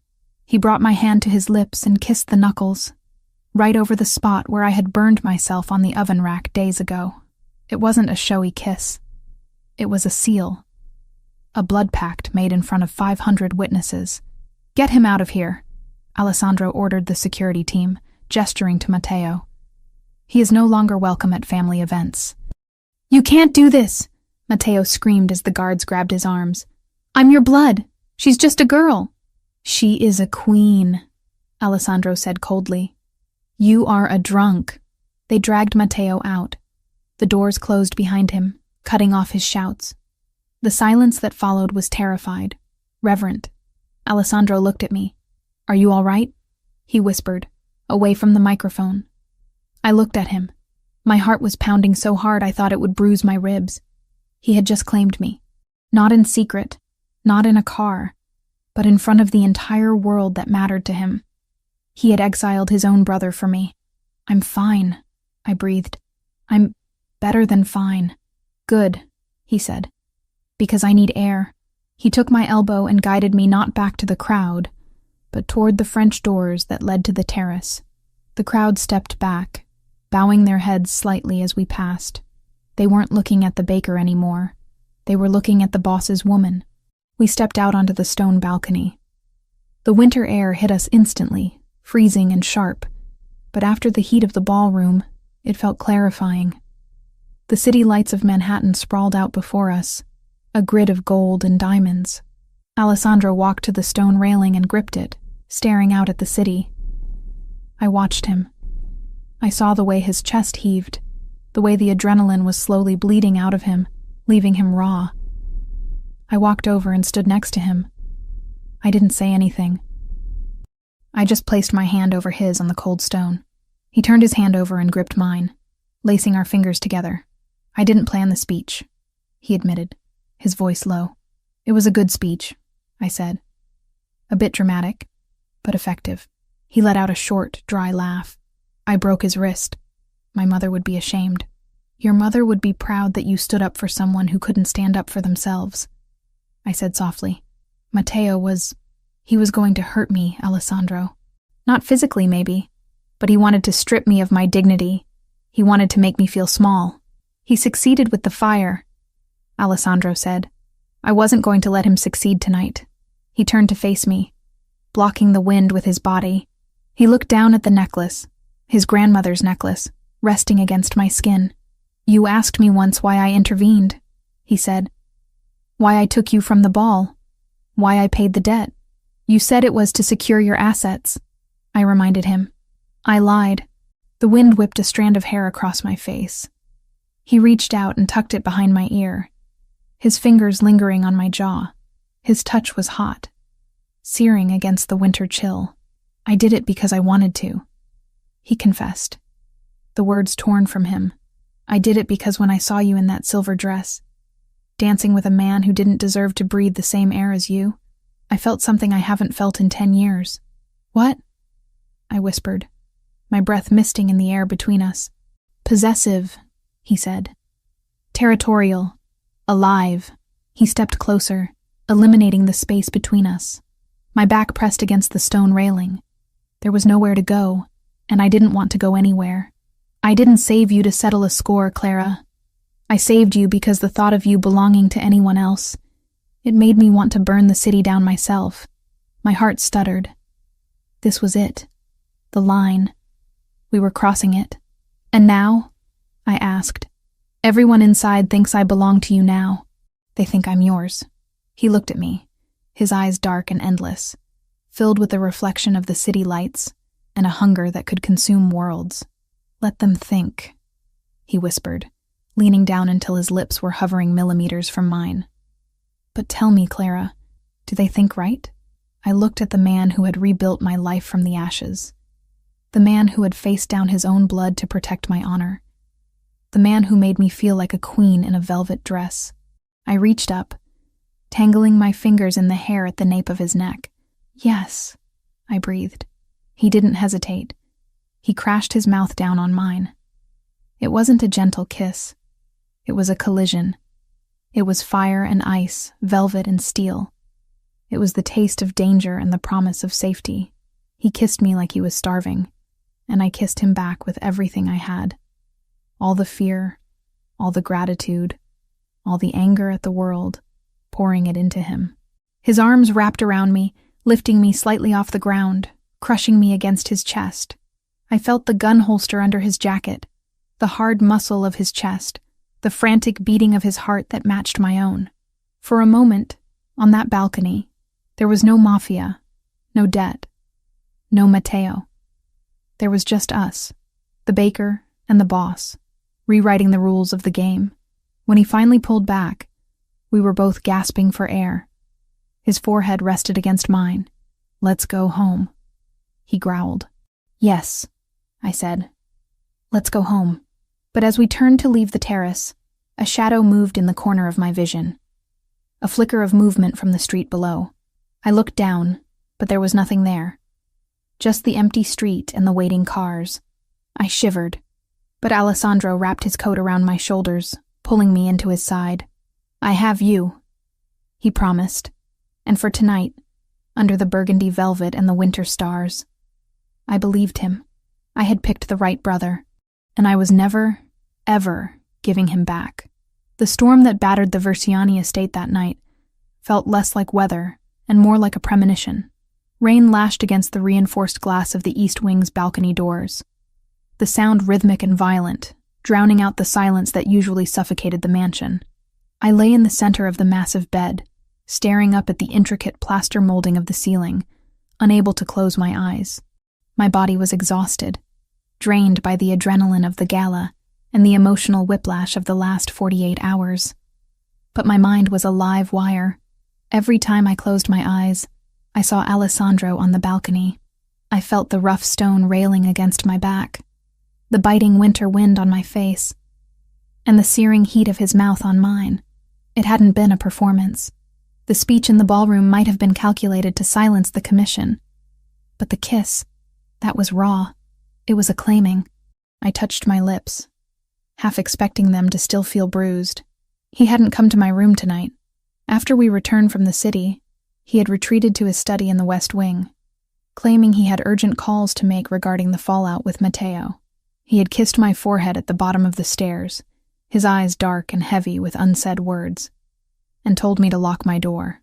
"Sleep," he had ordered, though he looked like he hadn't slept in a decade. "I will secure the house." I had obeyed. I had locked the heavy oak door, engaged the deadbolt, and even propped a heavy chair under the handle. A habit from my days living alone in a bad neighborhood in Brooklyn. It felt silly in a fortress like this, guarded by men with earpieces and assault rifles. But old habits died hard. I turned over, burying my face in the silk pillowcase that smelled faintly of lavender detergent. The storm outside intensified, a crack of thunder shaking the floorboards. Somewhere deep in the house, a floorboard creaked. I froze. My breath caught in my throat. I strained my ears, listening through the drumming of the rain. The mansion was old. It settled and groaned like a living thing. It was probably nothing. Probably just the wind. But the hair on the back of my arms stood up. It was that instinct again. The same one that had screamed at me in the ballroom before I even knew Mateo was the wrong brother. I sat up slowly, clutching the duvet to my chest. The room was pitch black, save for the occasional flash of lightning that illuminated the furniture in ghostly bursts of white light. The handle of my bedroom door turned. It was a slow, deliberate movement. The metal latch clicked, hitting the resistance of the deadbolt. Then silence. "Alessandro?" I whispered, my voice trembling. He wouldn't try to enter without knocking. He had been scrupulously respectful of my space since I arrived. He treated the East Wing like a sanctuary he wasn't allowed to violate. There was a pause. Then, a scratching sound. Metal on metal. It sounded like a pick working the lock. My heart hammered against my ribs. Security had the master keys. Alessandro had the key. No one needed to pick a lock in their own house. I scrambled out of bed, my bare feet silent on the plush carpet. I didn't run to the door. I ran to the bedside table. I opened the drawer with shaking hands and pulled out the taser Alessandro had given me 3 days ago. "It is not a toy," he had said, pressing the cold plastic into my palm. "It delivers 50,000 volts. If anyone touches you who isn't me, you use it. You do not hesitate." I gripped the weapon, flipping the safety off. The small red light blinked to life in the darkness. The deadbolt slid back with a heavy thud. I backed away toward the balcony, putting the heavy armchair between me and the door. The chair I had propped under the handle scraped against the floor as the door was pushed open. A figure stepped into the room. Lightning flashed, illuminating him for a split second. It was Alessandro. He was wearing the same black dress shirt he had worn earlier, unbuttoned at the top, sleeves rolled up. His hair was messy, wet, as if he had been out in the rain. He stood in the doorway, his silhouette imposing, filling the frame. I lowered the taser slightly, relief washing over me so intensely it almost made my knees buckle. "Alessandro," I breathed, letting out a shaky laugh. "You scared me. Why did you pick the lock?" I would have opened it. He didn't answer. He stepped into the room, closing the door behind him softly. The click of the latch sounded like a gunshot in the quiet room. "I didn't want to wake you," he whispered. His voice was a low rumble, barely audible over the storm. He walked toward me, his movements fluid, but strange. There was a heaviness to his step, a lack of that precise, predatory grace I had come to associate with him. "It's late," I said, confusion creeping back in. "Is everything okay? Did something happen with the commission?" "Everything is fine," he murmured. He was closer now, rounding the foot of the bed. I needed to see you. I needed to know you were still here." It was exactly what I wanted to hear. It was the vulnerability I had seen on the balcony. So why was every nerve in my body screaming danger? He reached out for me. "Come here, Clara." I took a step forward, drawn by the pull he always had on me. But as I moved, the air shifted. He was close enough now that I could smell him. I stopped dead. Alessandro smelled of expensive scotch, rain, and clean linen. It was a sharp, cold scent. The man standing 3 feet away from me smelled of stale bourbon, sweat, and a cloying cheap cologne that tried to mask the odor of unwashed skin. It wasn't him. The realization hit me with the force of a physical blow. The silhouette was right. The height was right. The voice was a terrifyingly close mimicry. But the smell was wrong. "You're not Alessandro," I whispered, horror icing my veins. The figure froze. A flash of lightning lit up the room again, longer this time. It illuminated his face. It was Alessandro's face. The same bone structure, the same dark eyes. But the expression was twisted, manic. The eyes weren't stoic and controlled. They were bloodshot and wild, dancing with a chaotic malice. Matteo. He grinned, and it was a grotesque parody of his brother's rare smiles. Smart girl. Matteo hissed, dropping the whisper. His voice was slurred, wet with alcohol. You always were too smart for your own good. That's what he likes about you, isn't it? The brain, the little fire. How did you get in here? I demanded, backing away until my legs hit the chair. I kept the taser hidden behind the fold of my silk robe. The security... the alarms... the tunnel. Matteo laughed, a low, ugly sound. He took another step toward me, his movements jerky. Did he forget to tell you?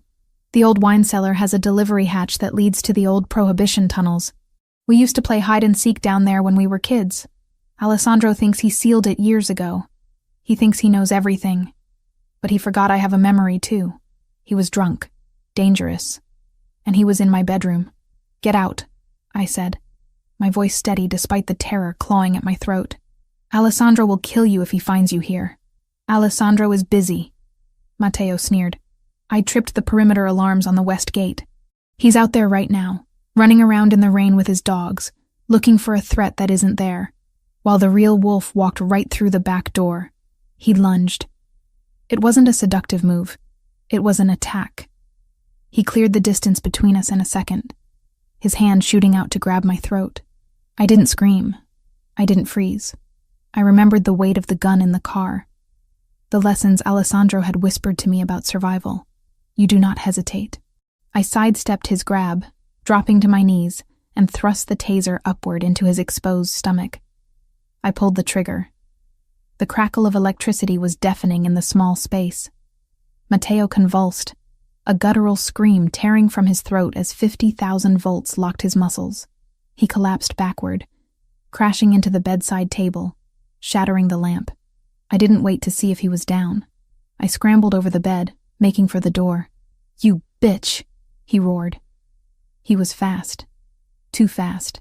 The drugs or the alcohol must have dulled the pain, or maybe the taser hadn't connected fully through his thick coat. I felt a hand clamp around my ankle. I fell hard, my chin hitting the carpet. He dragged me back, away from the door. I kicked out, my heel connecting with his shoulder, his face, anything I could reach. He crawled on top of me, his weight crushing the air from my lungs. He wasn't smiling anymore. His face was a mask of pure, unadulterated hatred. You think you're special? He spat, saliva hitting my cheek. He pinned my wrists above my head with one hand. You're nothing. You're a baker, a peasant, and you ruined me. You ruined yourself, I screamed, bucking my hips, trying to throw him off. He humiliated me, Matteo shrieked, his voice cracking. In front of the commission, he broke my wrist. He took my birthright, and he did it for you. He reached into his boot with his free hand. Metal flashed in the darkness. A knife. A serrated hunting knife. If I can't have the family, Matteo whispered, pressing the cold blade against the pulse of my neck. Then he doesn't get to have the girl. I stared up at him, at the eyes that were so like Alessandro's but completely empty of his soul. I knew with absolute certainty that he was going to kill me. Not for money, not for a bet, but because I was the only thing he could break to hurt his brother. Do it, I gasped, staring him down. But he will hunt you to the ends of the earth. Let him come. Matteo raised the knife. The door to the bedroom exploded inward. It didn't open. It shattered. The wood splintered around the lock as a force of nature kicked it in. Matteo flinched, turning his head. Alessandro stood in the ruins of the doorway. He was dripping wet, his chest heaving, a gun in his hand. But he didn't fire. He couldn't. Matteo was on top of me. The shot was too risky. Alessandro didn't need the gun. He dropped it. He moved faster than I thought a human being could move. He was a blur of darkness and violence. He crossed the room and tackled Matteo off me, the force of the impact sending them both crashing into the wardrobe. The wood cracked. Mirrors shattered, raining shards of glass onto the carpet. I scrambled backward, gasping for air, clutching my throat where the knife had pressed. The two brothers were a tangle of limbs on the floor. It was like watching a mirror image fight itself. They had the same build, the same strength, but Alessandro fought with a cold, terrifying precision, while Matteo fought with the desperate flailing of a drowning man. Matteo slashed with the knife. Alessandro caught his wrist, the same one he had broken at the gala. He twisted it. The sound of the bone snapping again was sickening, a wet crunch that made my stomach turn. Matteo screamed, dropping the knife. Alessandro didn't stop. He punched Matteo in the face. Once, twice, 3 times. Each blow was a heavy, meaty thud. He wasn't fighting to subdue. He was fighting to erase. "You touched her!" Alessandro roared, his voice unrecognizable. It was guttural, animalistic. I told you what would happen." He dragged Matteo up by the lapels of his jacket and slammed him against the wall. Matteo's face was a ruin of blood and bruises. He was barely conscious, his legs dragging on the floor. Alessandro wrapped his hands around Matteo's throat. His biceps bulged, the veins in his neck straining. He was going to kill him, right here, right now. He was going to snap his own twin's neck. "Alessandro!" I screamed. He didn't hear me. His eyes were fixed on his brother's face, wide and unseeing, lost in the red haze of berserker rage. "Die," Alessandro whispered. "Just die." Matteo clawed feebly at Alessandro's hands, his eyes rolling back in his head. I couldn't let this happen. Not because I cared about Matteo. I wanted him dead for what he had done, but because if Alessandro killed his brother with his bare hands in my bedroom, he would never come back from it. It would destroy the part of him that was still human. It would make him exactly what Matteo claimed he was. A monster. I scrambled to my feet, ignoring the glass cutting into my bare soles. I ran to them. I didn't pull on Alessandro's arm. I knew I couldn't move him. I placed my hands on his face. "Alessandro!" I shouted, forcing him to look at me. "Look at me!" He didn't blink. His grip tightened. Matteo made a choking, gurgling sound. "Alessandro, stop!" I pleaded, pressing my forehead against his cheek. I could feel the heat radiating off him, the tremors of rage shaking his massive frame. "He's defeated. It's over. Don't do this. He touched you." Alessandro rasped, his eyes still locked on Matteo. "He held a knife to your throat. And he failed," I said firmly. "I'm alive. I'm right here. But if you kill him now, you lose. You become him." Alessandro's eyes flickered. He looked down at me. He saw the terror in my face. Not terror of Matteo, but terror for him. "Don't stain your soul for him," I whispered, my thumb stroking his cheekbones, smearing the blood that had splattered there. "And please, don't dirty the carpet. I just got the stain out from the wine." It was an absurd thing to say. Ridiculous. But it was domestic. It was grounding. It was something Clara the baker would say, not a Mafia victim. It broke the trance. Alessandro blinked. The murderous haze receded, replaced by a cold, sharp clarity. He looked at his brother's purple, gasping face. He looked at his own hands wrapped around Matteo's throat. He released him. Matteo crumbled to the floor like a puppet with cut strings, coughing and retching, curling into a fetal position. Alessandro stepped back, chest heaving. He looked at his hands, then at me. He reached out, touching my neck where the knife had been. "Did he cut you?" he asked, his voice shaking. "No," I said. "Just a scratch. I'm okay." He pulled me into him, burying his face in my hair. He held me so tight it hurt, but I didn't complain. I held him back, anchoring him to the earth. "I should have checked the wine cellar," he muttered into my hair. "I should have known. I was arrogant." "You came," I said. "That's what matters." The sound of running footsteps echoed in the hallway. The security team finally arrived, guns drawn, looking panicked. They stopped at the door, taking in the scene, the shattered wardrobe, the unconscious brother on the floor, the boss covered in rain and blood holding me. "Boss!" the head of security gasped. The Westgate alarm was a diversion," Alessandro said coldly, not letting go of me. He turned to face his men, his mask of command sliding back into place. though it was cracked. My brother utilized the old Prohibition tunnel. Secure it. Weld it shut. Pour concrete into it if you have to. Yes, sir, and... Him? The guard pointed at Matteo. Alessandro looked down at his twin. There was no love left in his eyes. There wasn't even hate. There was just nothing. Take him to the holding cell in the basement, Alessandro ordered. Call the doctor to set his arm. I want him conscious for the council meeting. You're not... killing him? The guard asked, surprised. Death is too easy, Alessandro said. He wants to be a martyr. I'm going to make him a ghost. The guards dragged Matteo out. He groaned as they moved him, leaving a smear of blood on the pristine cream carpet. Alessandro watched them go, then turned back to me. He looked at my feet. You're bleeding, he said. I looked down. There were small cuts on my feet from the mirror shards. It's fine. I didn't feel it. He didn't speak. He scooped me up into his arms, carrying me out of the ruined bedroom. He didn't take me to the guest room. He walked down the hall to the west wing to his own suite. He kicked the door open and carried me into his bathroom. He set me down on the edge of the massive marble tub. He grabbed a first aid kit from the cabinet and knelt at my feet. He cleaned the cuts with gentle, precise movements, his large hands incredibly tender. He didn't look up as he worked. This house is compromised, he said quietly. Matteo is in the basement, I reasoned. It's over. No, Alessandro said, bandaging my foot.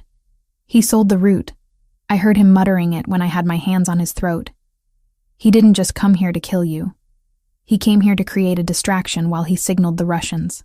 He stood up, washing the blood from his hands in the sink. He looked at me in the mirror. They know the layout now. They know the security protocols. Matteo has been talking to Petrov for weeks. The Westgate alarm wasn't just him. It was a test run. He turned around. We cannot stay here. Where do we go? I asked.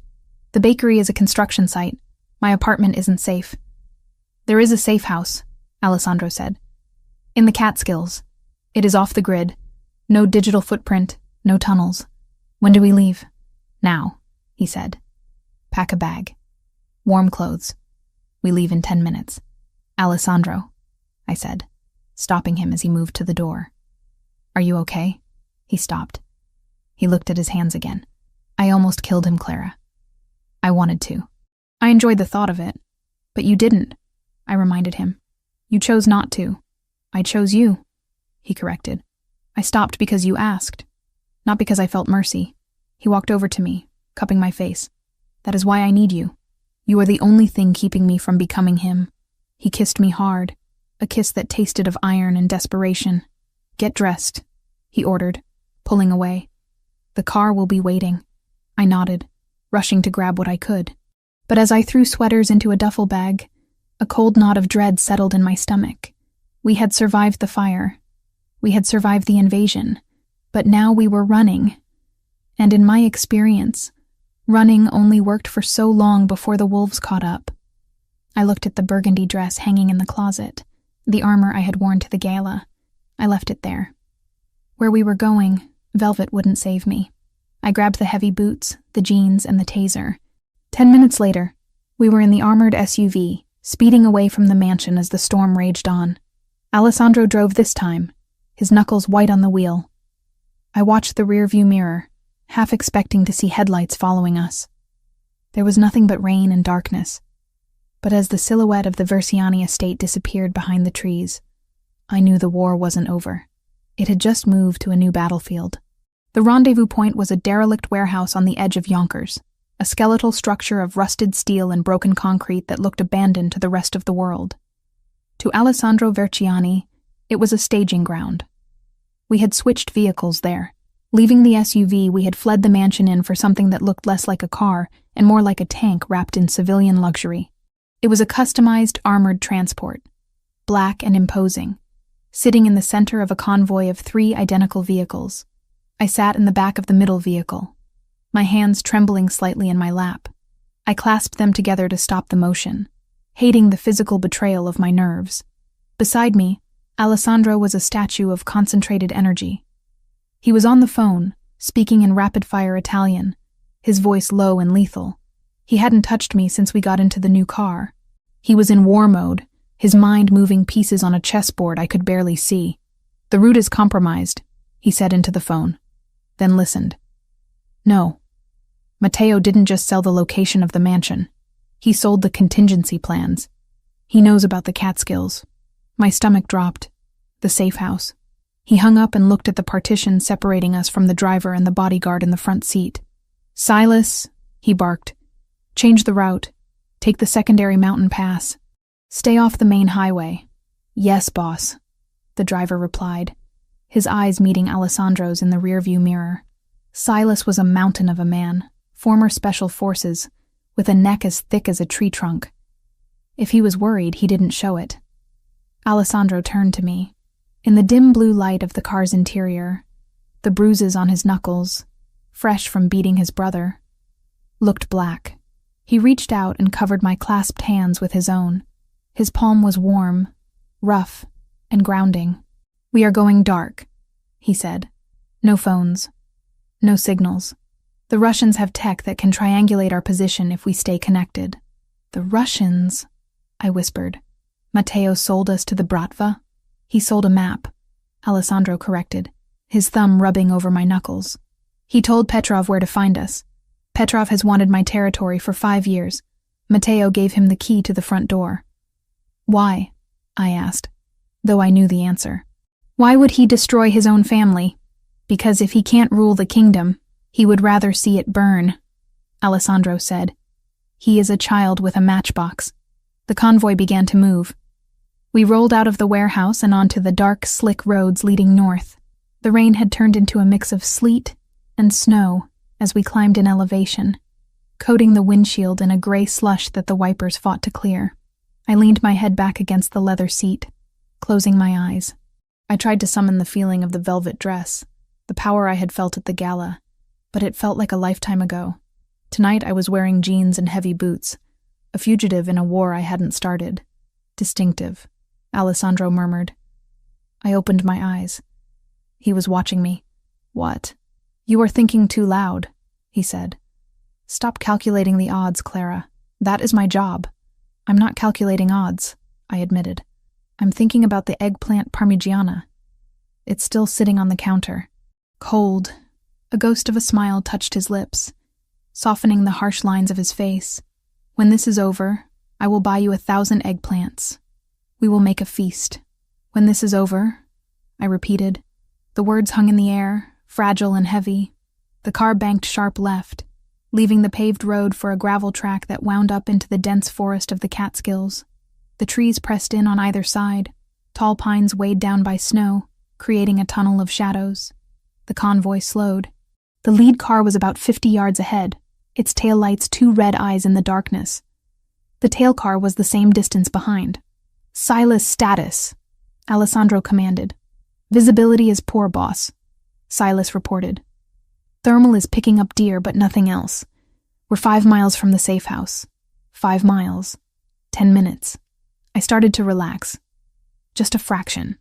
I looked out the window at the passing trees. Then the world exploded. It didn't start with a sound. It started with a flash.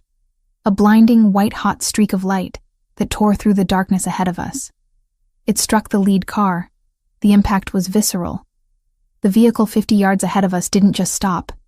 It disintegrated. The fuel tank ignited instantly, sending a fireball rolling into the night sky, turning the snow into steam. The concussion wave hit us a second later, shaking our heavy armored car like a toy. "RPG!" Silas screamed, slamming on the brakes. "Ambush! Ambush front!" "Reverse!" Alessandro roared, throwing his arm across my chest to pin me to the seat. "Get us out of the kill box!" Silas shifted gears, the engine screaming as he tried to back up. But before we could move more than a few feet, a second explosion rocked the world behind us. The tail car. They had hit the front and the back. We were trapped. "They boxed us in," Alessandro snarled. He reached for the door handle, his other hand going for his gun. "Get down, Clara! On the floor!" I unbuckled my seatbelt and scrambled down into the footwell, curling into a ball. "RPG! 3 o'clock!" Silas yelled. I looked up just in time to see a trail of smoke rushing toward the passenger side of our car. Alessandro dove on top of me, covering my body with his. The impact was deafening. The missile didn't penetrate the cabin, the armor held, but the force of the blast lifted the 3-ton vehicle into the air. We flipped. Once. Twice. The world became a violent centrifuge of breaking glass, screaming metal, and darkness. The car landed on its side with a bone-jarring crash that knocked the wind out of me. Silence. For a long moment, there was only the high-pitched ringing in my ears and the hiss of escaping steam. I blinked, trying to make sense of the orientation.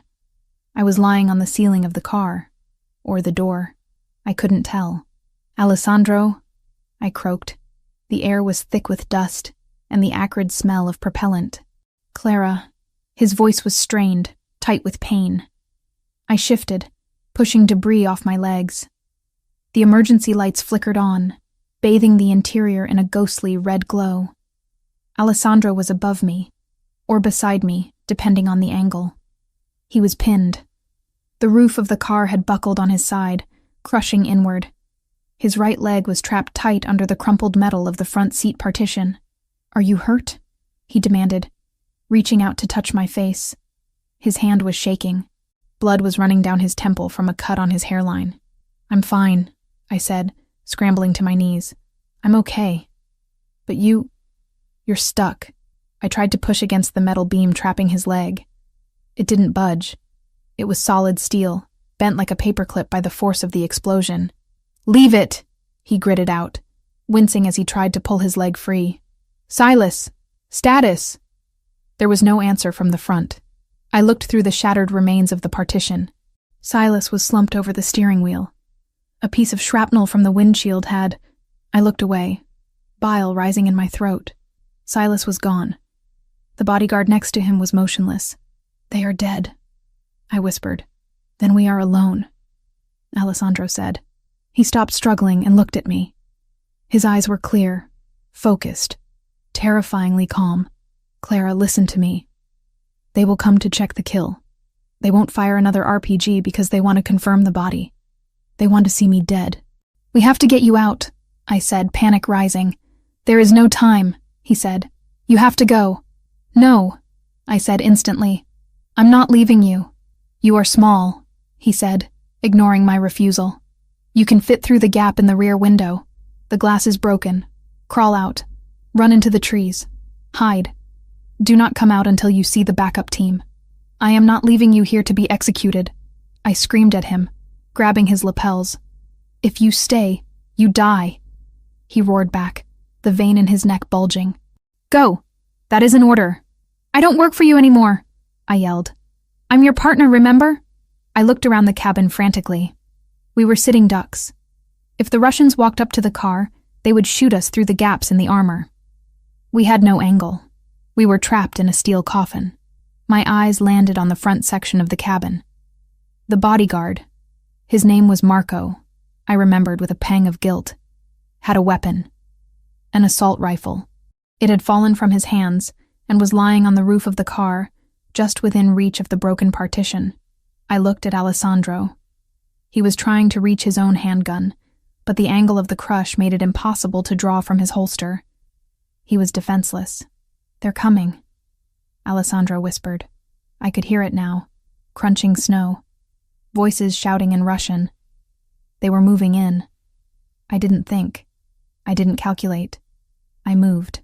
I squeezed my body through the jagged hole in the partition, ignoring the glass that sliced into my jacket.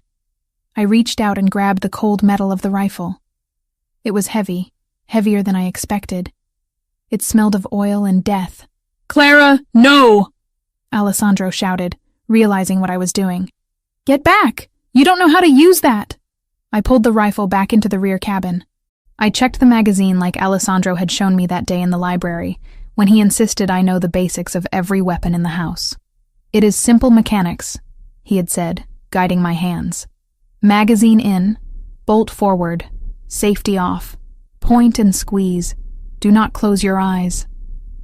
I crawled toward the rear window, the one Alessandro had told me to use for escape. It was shattered, leaving a jagged opening about 2 feet wide. I peered out. Through the snow and the smoke of the burning lead car, I saw them. shadows moving in the tree line. 6 men. They were moving tactically, weapons raised, closing in on our overturned vehicle. They were confident.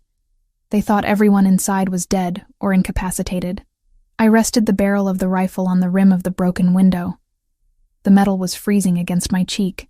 "Clara," Alessandro said, his voice pleading. "Don't do this. Give me the gun." "You can't shoot from there," I said, my voice sounding strange, detached. "You can't see them." "I can. They will kill you," he groaned, thrashing against the metal trapping his leg. "Not if I kill them first," I whispered. I settled the stock of the rifle against my shoulder. I took a deep breath, the freezing air filling my lungs. I thought about the bakery. I thought about the fire. I thought about Matteo's knife at my throat. I thought about Alessandro bleeding on the floor of this car. I wasn't a baker anymore. I wasn't a victim. I was the woman holding the line. I lined up the sights on the closest shadow. Point and squeeze. I pulled the trigger. The noise was apocalyptic. It wasn't a bang. It was a concussive slap that rattled my teeth. The recoil kicked into my shoulder, harder than I expected, throwing my aim off. The first shot went wide, hitting a tree and sending a spray of bark into the air, but it did its job. The Russians froze. They hadn't expected resistance. "Contact! Contact rear!" one of them shouted. I didn't stop. I remembered Alessandro's voice. "Suppressive fire. You don't have to be a sniper. You just have to make them afraid to lift their heads." I squeezed the trigger again and again and again. Bang, bang, bang. The rifle bucked in my hands, a living thing spitting fire. I saw one of the shadows drop, not dead, but scrambling for cover behind a rock. "Get back!" I screamed, the sound tearing from my throat raw and primal. Bullets began to ping against the hull of our car. Sparks flew as rounds deflected off the armor plating. I ducked down, covering my head as glass and metal fragments rained down on me. "Clara!" Alessandro's hand found my ankle. He was gripping me so hard it hurt. "Stay down!" "If I stay down, they flank us," I yelled back. I popped up again. They were moving to the left, trying to circle around to the side of the car where the undercarriage was exposed. I swung the barrel of the rifle. I saw a man running through the snow, a dark silhouette against the white ground. I led him, just like I led the piping bag on a cake. I fired.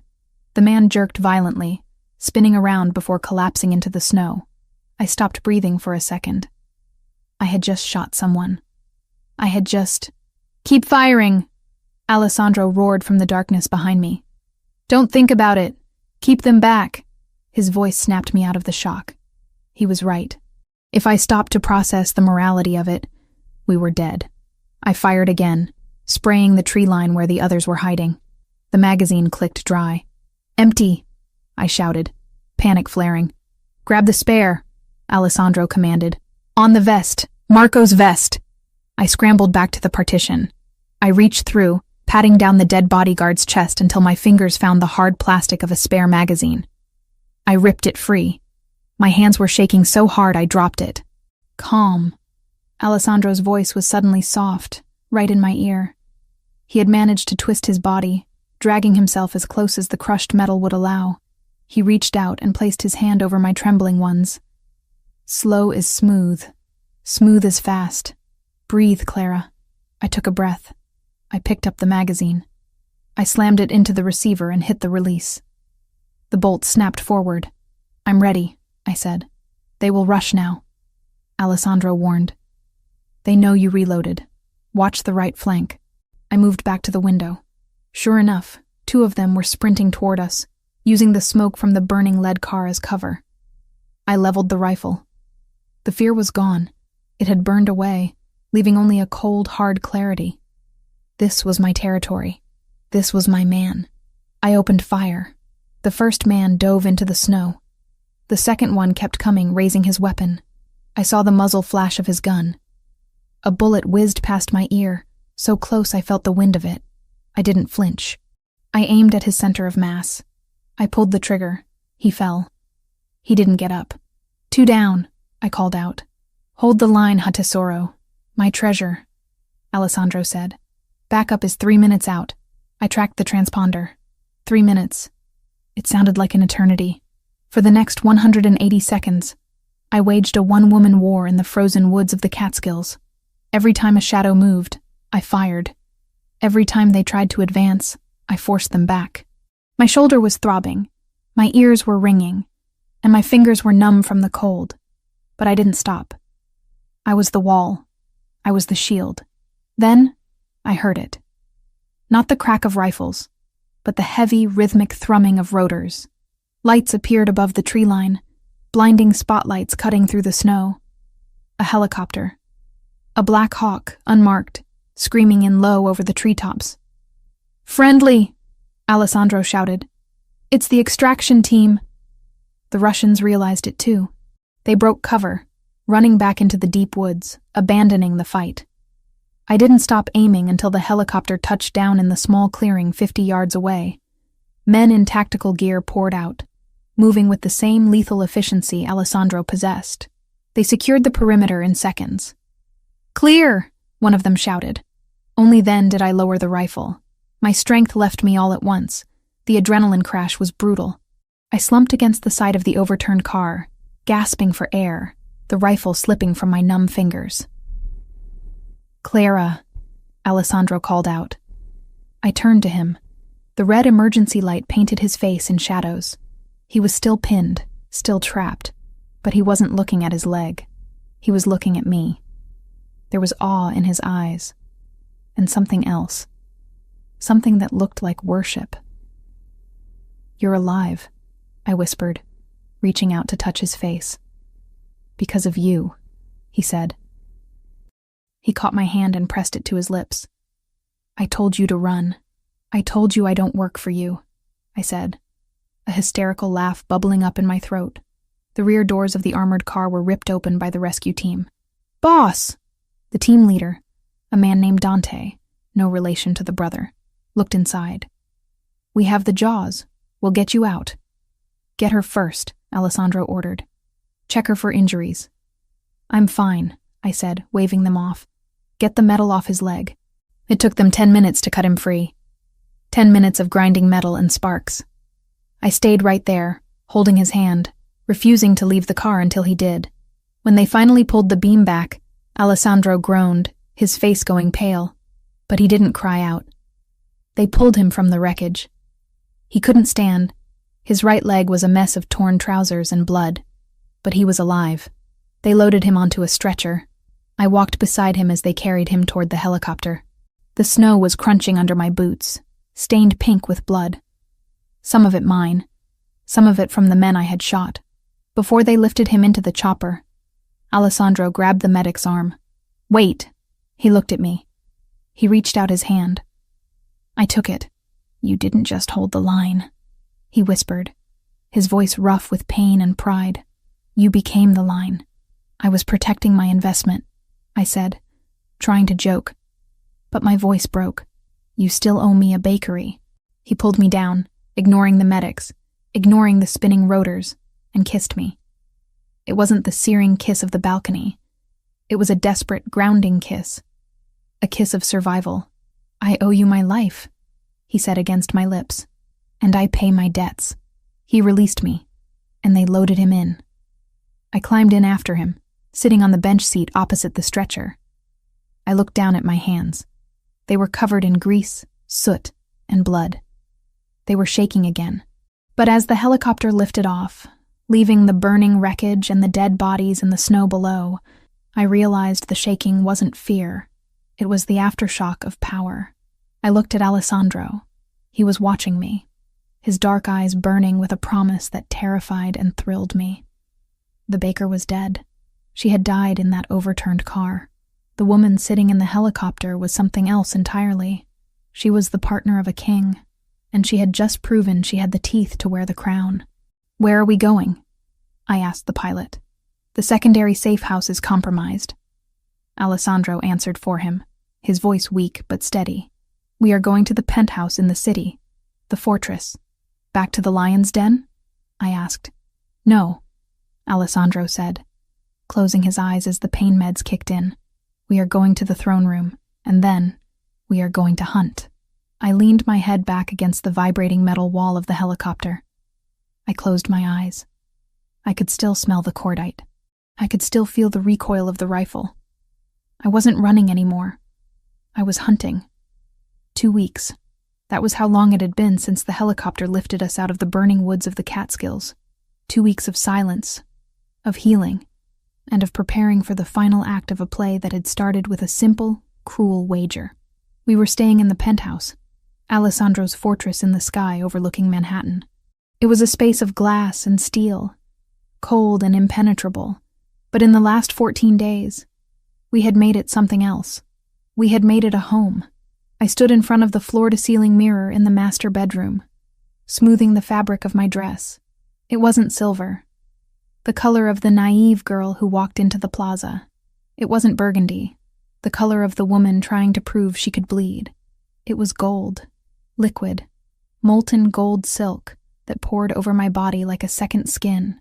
It was strapless, structured like a corset at the top, flowing into a slit skirt that revealed the faint, healing scratches on my legs from the car wreck. It was the color of victory, the color of the Verciani Empire. "You look dangerous." I turned. Alessandro was leaning against the doorframe.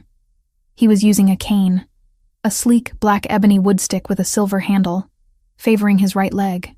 The doctors had saved the limb, reconstructing the crushed bone with pins and plates, but he still walked with a heavy limp.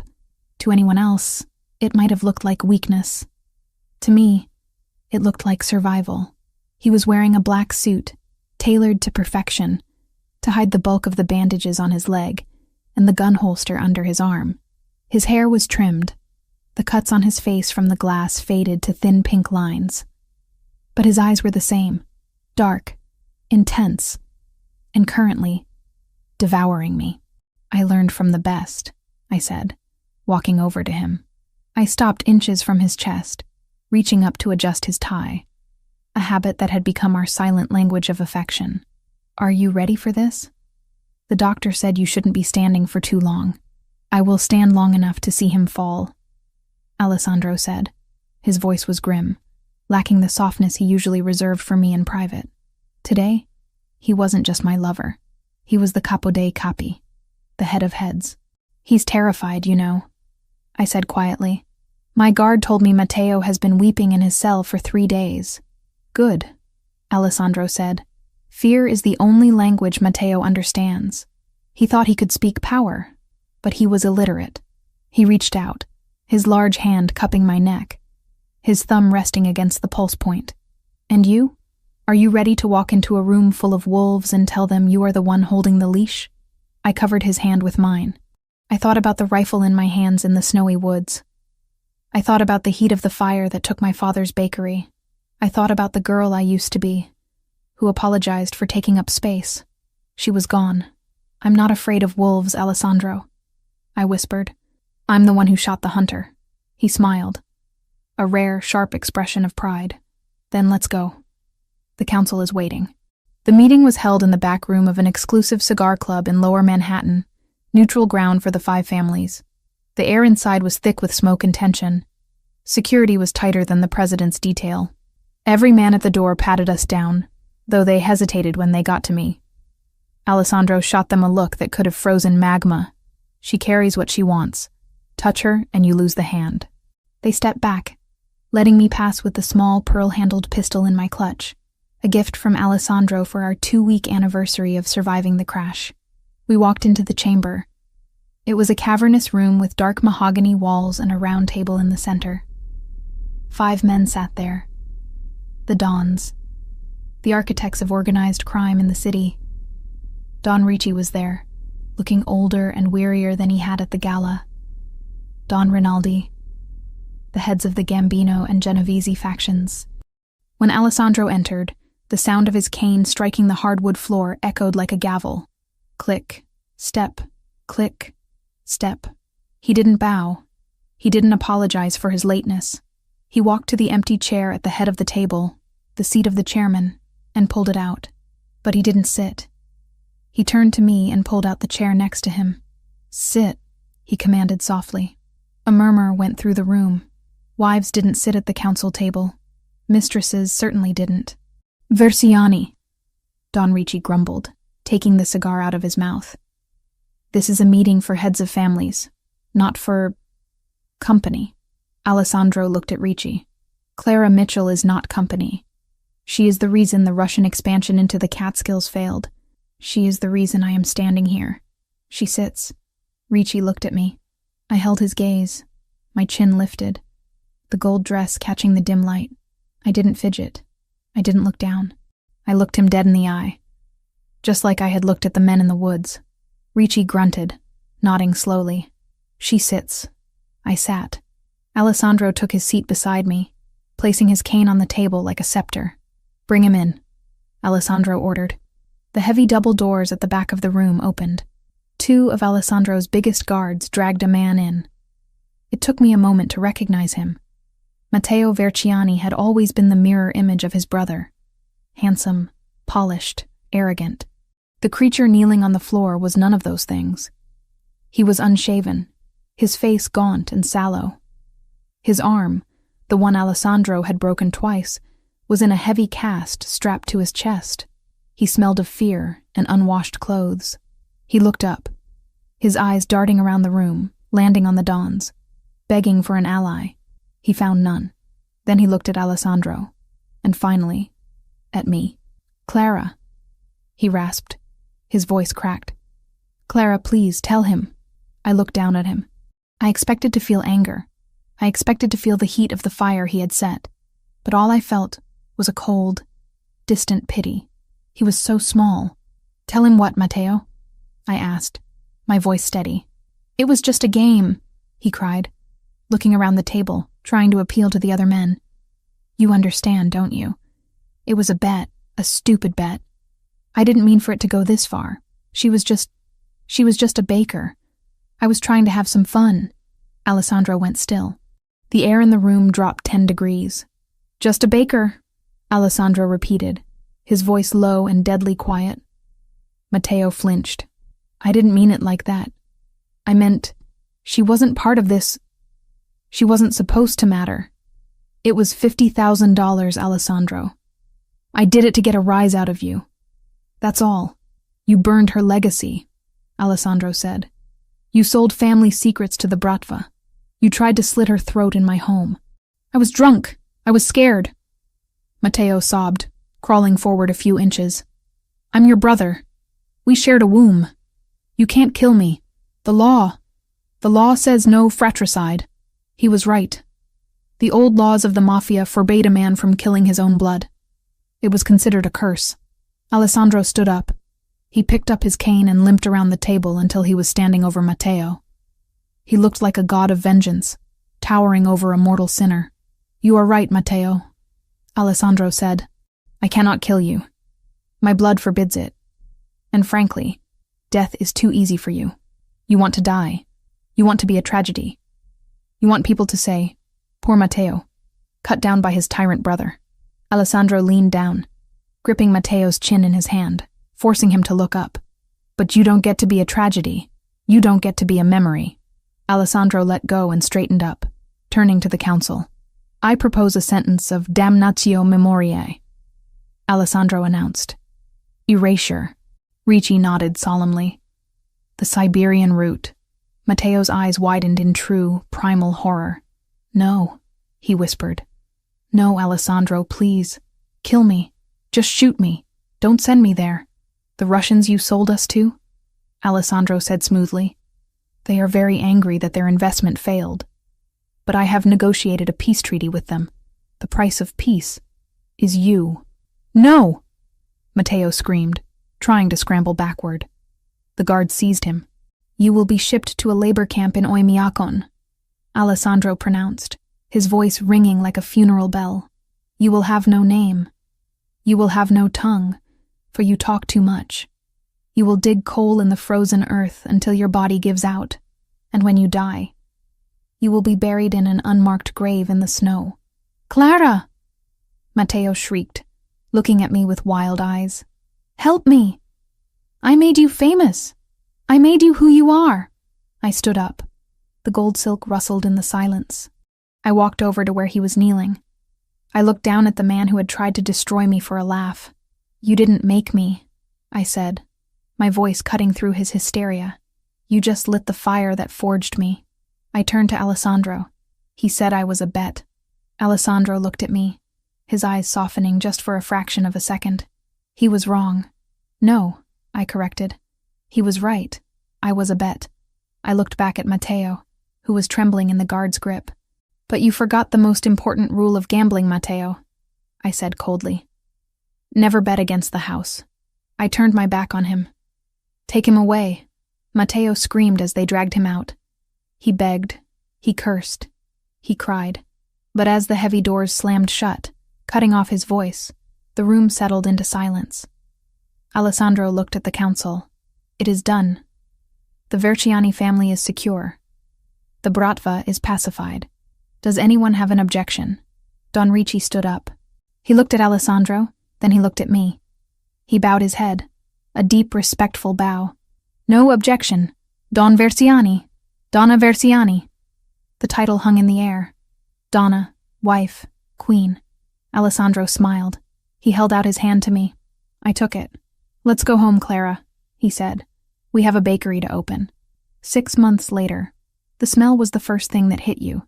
A heavenly combination of vanilla bean, roasted espresso, and warm yeast. It drifted out of the open doors of Mitchell and Verciani Patisserie and curled around the block, where a line of people had been waiting since 6 a.m. This wasn't my father's bakery. That bakery was a memory, preserved in photographs on the wall. This was something new. The floors were black and white marble, imported from Italy. The counters were gleaming brass and glass. The chandeliers were crystal. It was opulent, ridiculous, and absolutely perfect. I stood behind the counter, piping cannoli, filling with a speed that came from muscle memory. I was wearing a chef's coat, but it was tailored silk, embroidered with gold thread. "Table 4 needs 2 cappuccinos and a lobster tail," a waitress called out. "Coming up," I replied, wiping my hands on a towel. I looked over at the espresso machine. Alessandro Verciani, the most feared man in New York, the king of the 5 families, was struggling with the milk steamer. He was wearing a casual white button-down shirt with the sleeves rolled up, revealing the faint scars on his arms. He looked focused, intense, treating the coffee machine with the same seriousness he treated a hostile takeover. "You're scorching the milk," I called out, teasing him. He scowled, tapping the thermometer. "The pressure is inconsistent. I need to have a word with the manufacturer." "It's not the machine, it's the operator," I laughed, walking over to him. I slid my arms around his waist from behind, resting my cheek against his back. He immediately relaxed, leaning into my touch. "You don't have to work the shift, you know. We have staff. I like the smell," he murmured, turning around in my arms to face me. "And I like watching you boss people around. It's exciting." I rolled my eyes, swatting his chest. "You're impossible." He caught my hand and kissed the flour smudge on my wrist. "I am devoted." The bell above the door jingled. I looked up to see a group of tourists walking in, eyes wide as they took in the luxury of the shop.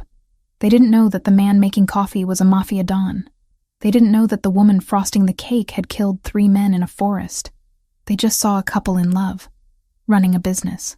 "It's perfect," I whispered, looking around at the bustling shop. My dad, he would have freaked out about the prices, but he would have loved the crowd. He would have been proud. Alessandro said firmly. "You saved his name." "We saved it," I corrected. He reached into his pocket and pulled out a small velvet box. He placed it on the counter next to the espresso grinder. "Alessandro," I warned, "we are working." "I have a debt to settle," he said, ignoring me. He opened the box. Inside sat a ring, but not just any ring. It was a massive, emerald-cut diamond, flanked by 2 rubies. It was aggressive. It was beautiful. It was him. "You said once that you owed me $50,000 for the bet," Alessandro said, his voice dropping low enough that only I could hear him over the noise of the cafe. "The bet my brother made." "I remember," I said, my heart starting to race. "I don't want the money," he said. "I want to renegotiate the terms of the loan." He picked up the ring. I want a lifetime contract, he said. Exclusive rights, no exit clause. You cook the eggplant. I handle the enemies. And we build an empire on sugar and bullets. I looked at him. I saw the scars on his face, the gray hairs starting to show at his temples from the stress of the last 6 months. I saw the man who had pulled me from a burning building, who had stood in the rain to protect me, who had learned to froth milk because I needed help on a Tuesday. I took the ring from his hand. I slid it onto my finger. It fit perfectly. You drive a hard bargain, Mr. Verziani, I whispered. I always win. He smirked.